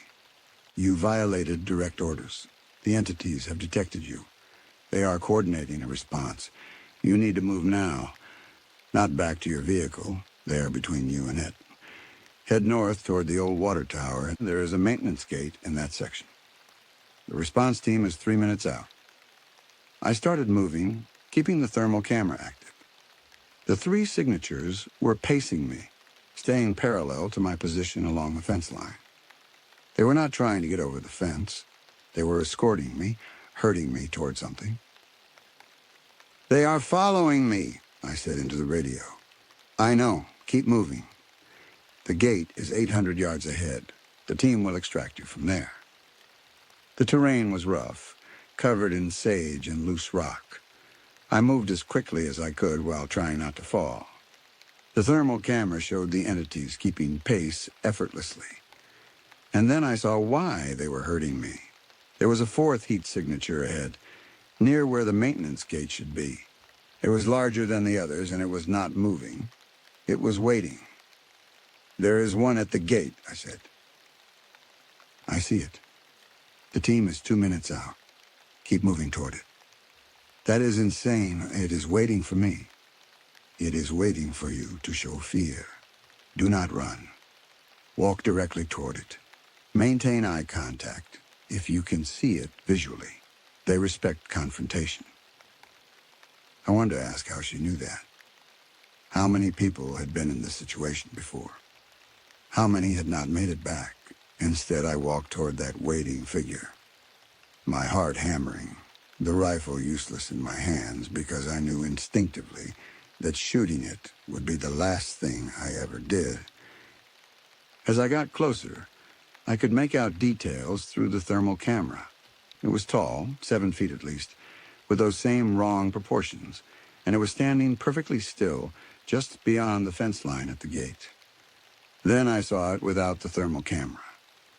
My eyes had adjusted to the darkness enough to make out its shape against the sky, and it was exactly as I had seen on the station monitors, pale, luminescent, with limbs too long, in a form that was almost human, but fundamentally was not. We were 50 feet apart when the response team arrived, their vehicles screaming down the access road with spotlights blazing.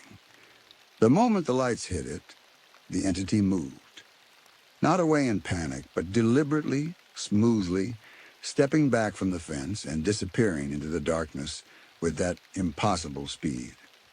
The other 3 signatures vanished from my thermal camera at the same instant. Carver was out of the lead vehicle before it fully stopped. She grabbed my arm and pulled me toward the gate, which was already being opened by her team. "You goddamn fool," she said. But her voice carried more exhaustion than anger.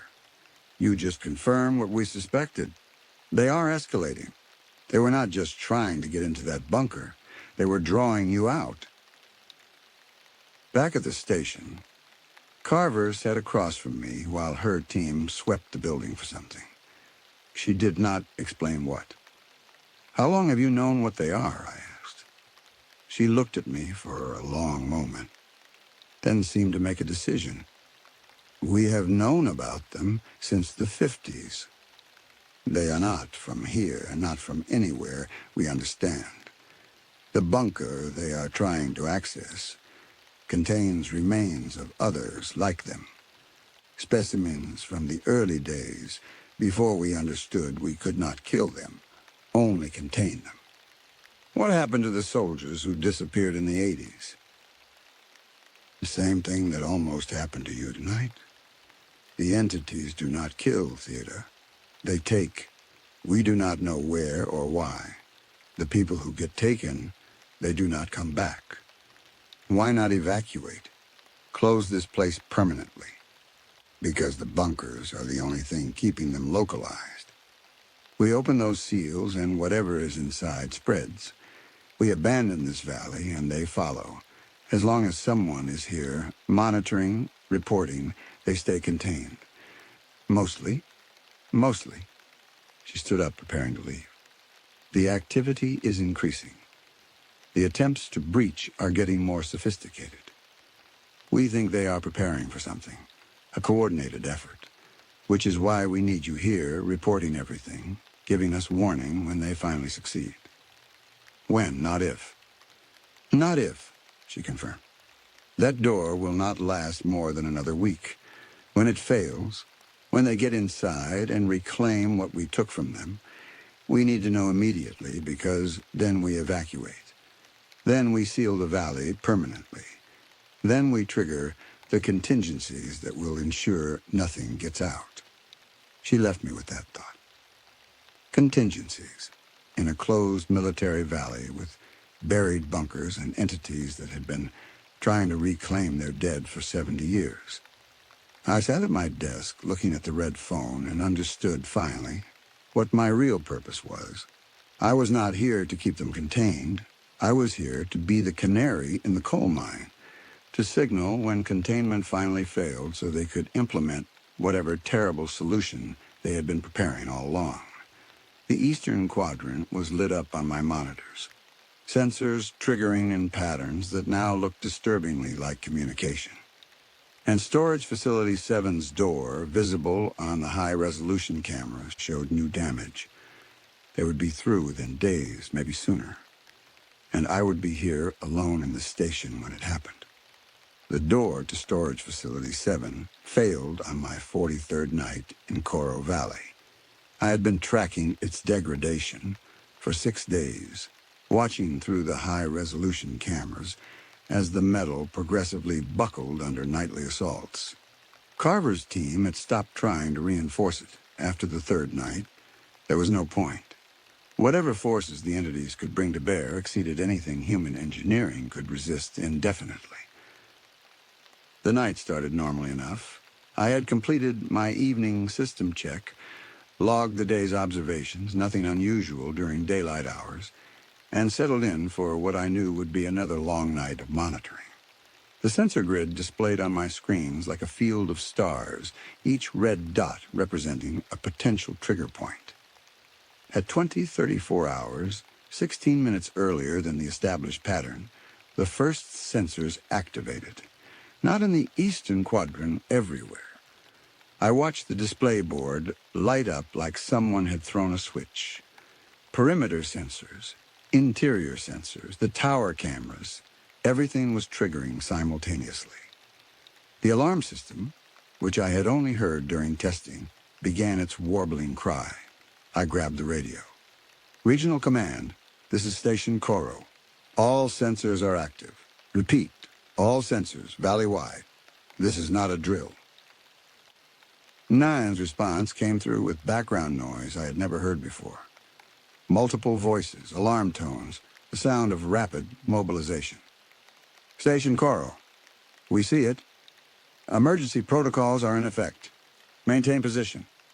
Do not leave the station under any circumstances. Response teams are en route. What is happening? They are coordinating. Every entity in the valley is active simultaneously. Theodore, you need to listen very carefully. What you are about to witness is a breach event. When it happens, not if, when, you need to press that red button immediately. Do you understand? The moment that bunker door fails, you activate the emergency line. I looked at the red phone on my desk, its single button, gleaming under the overhead lights. What happens when I press it? There was a pause. Evacuation protocols.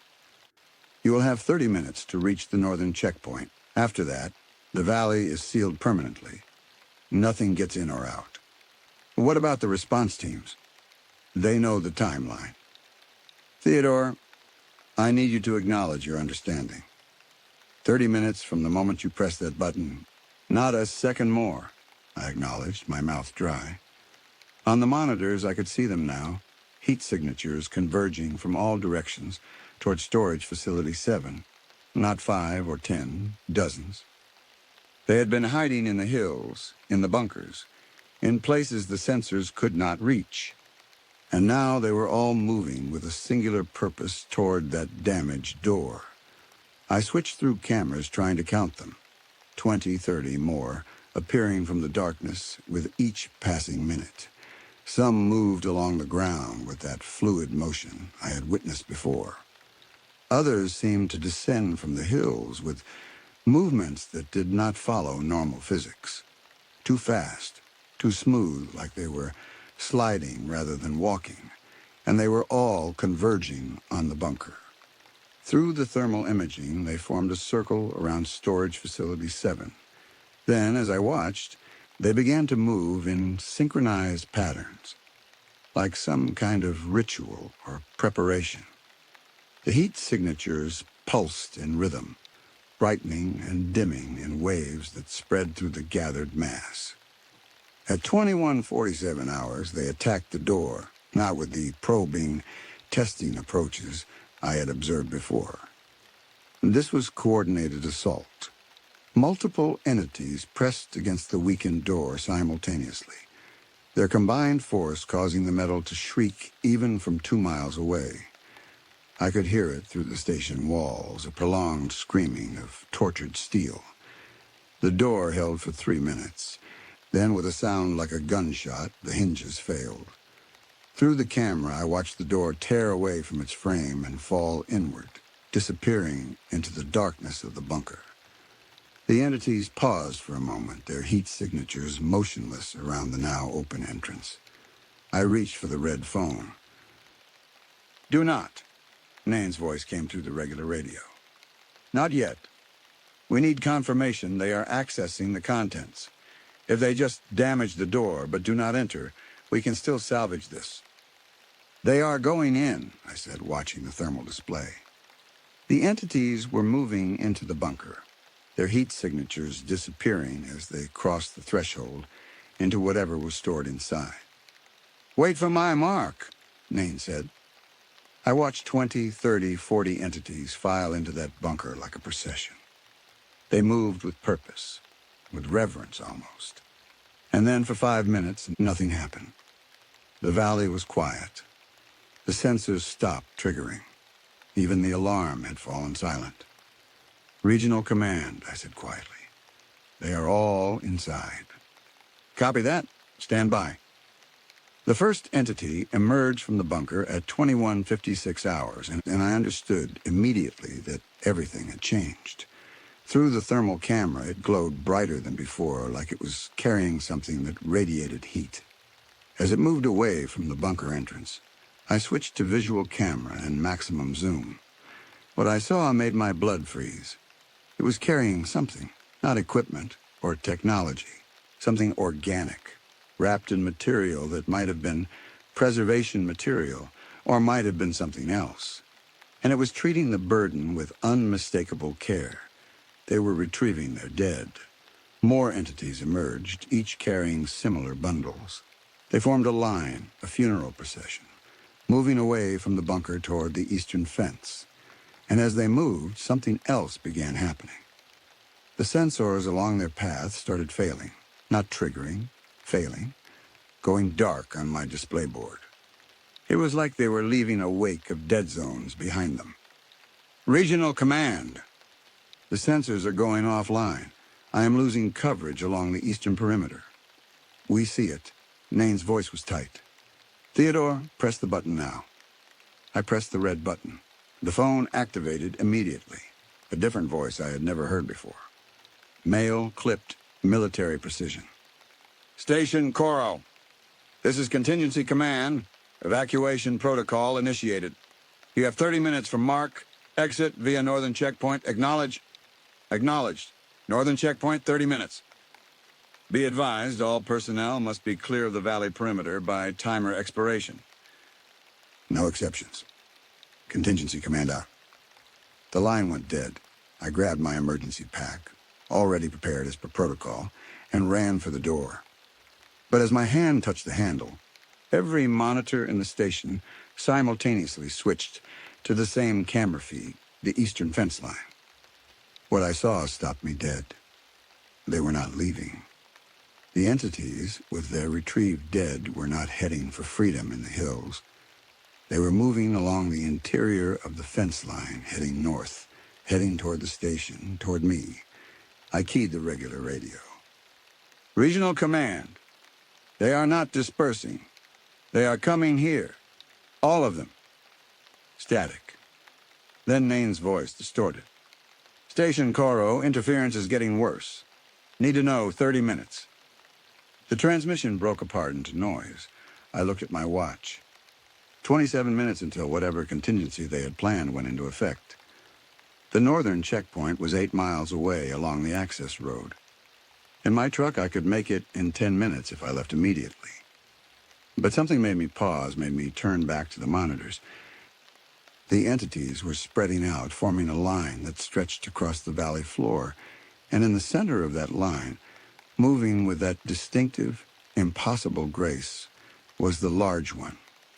The 7-foot figure I had encountered at the gate. It was carrying something too, but different from the others. This bundle was larger, wrapped in material that seemed to generate its own light, and it was moving directly toward my station. I should have run.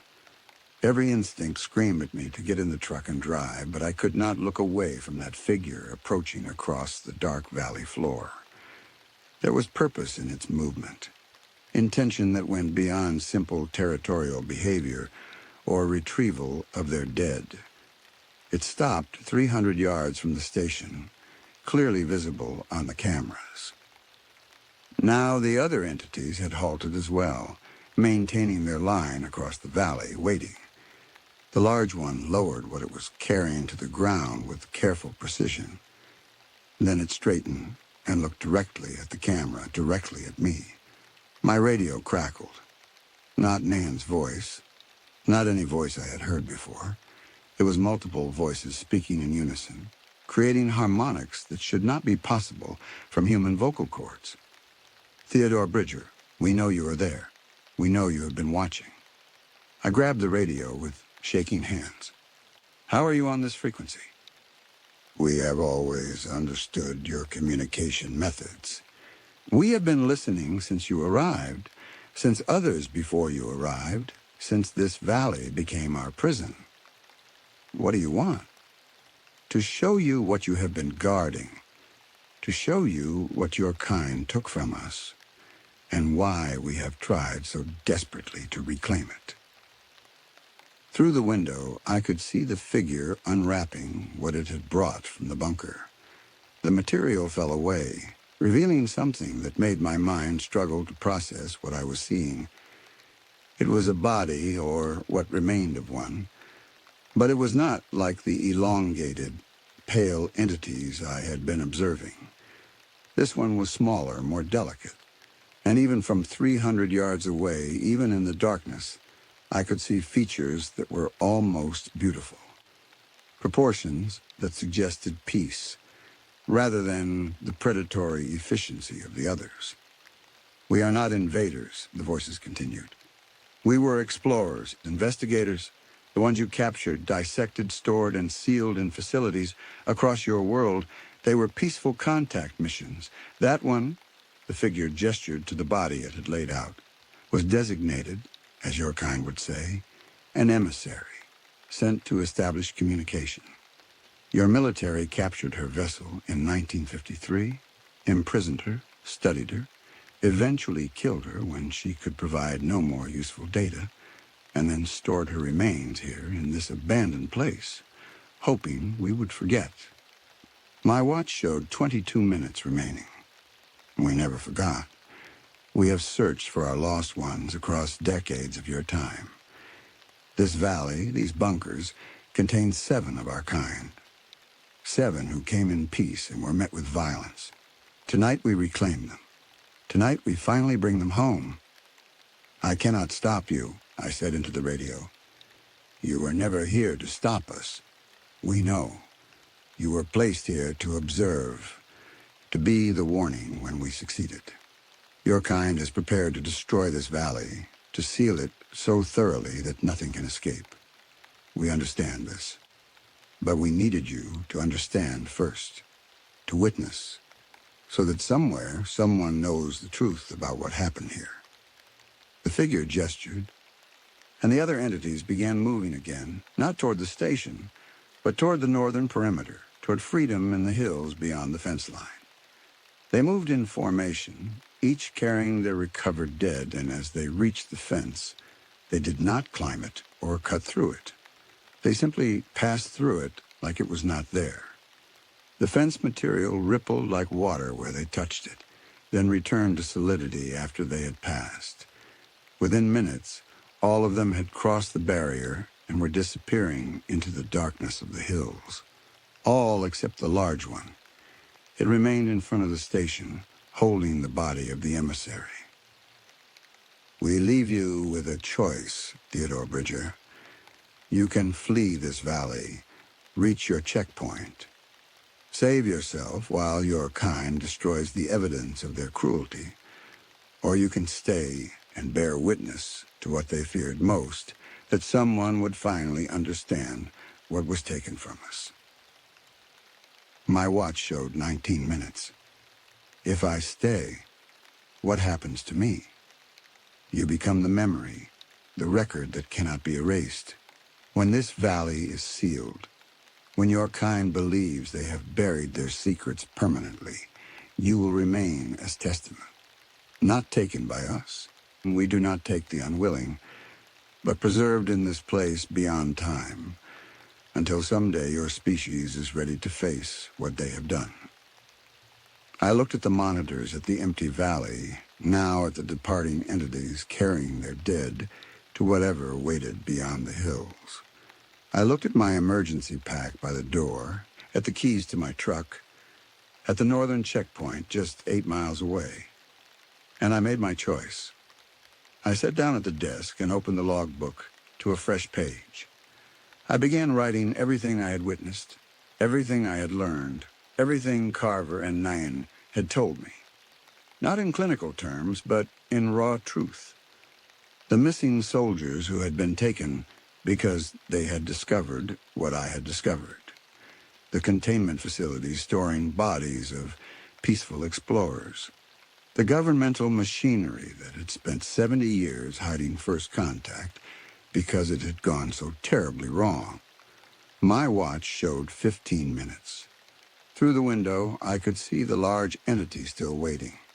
Behind it, the valley was transforming. The air itself seemed to shimmer, like heat distortion but cold. The ground was taking on that same luminescent quality the entities possessed. At 10 minutes, the radio crackled one final time. Nan's voice, clear now, desperate. "Theodore, please get out. Whatever they have told you, whatever you think you know, it is not worth your life. Please." I keyed the microphone.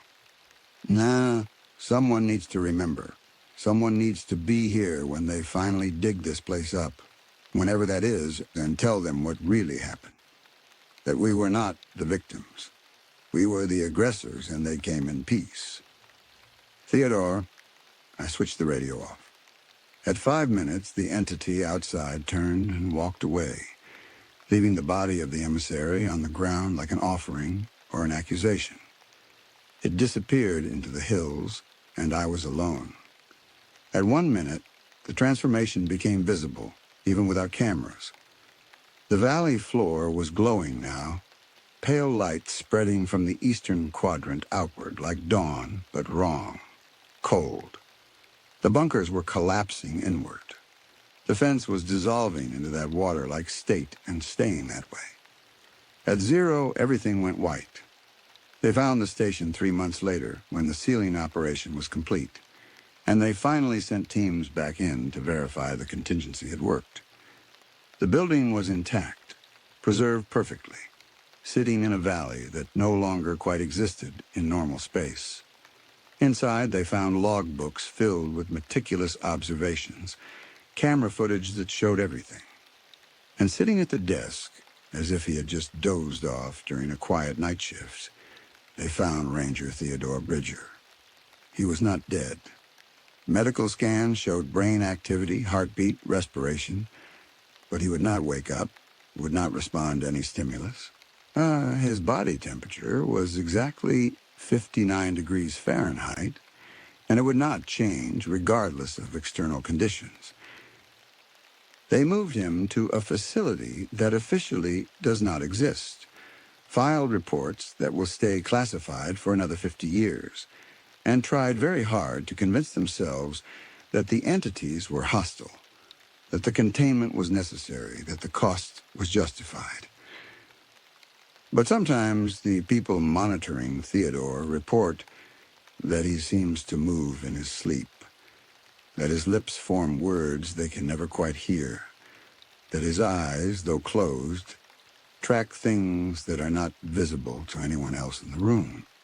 And in a valley that now exists in a state of quantum uncertainty, sealed away from normal space and time by the most aggressive contingency protocols the government could devise. Sensors that no longer exist continue sending signals that no one should be able to receive. They trigger every night, all of them, all at once, as if something is still there, still active, still waiting for the day when humanity is finally ready to face the truth about what happened in Coral Valley.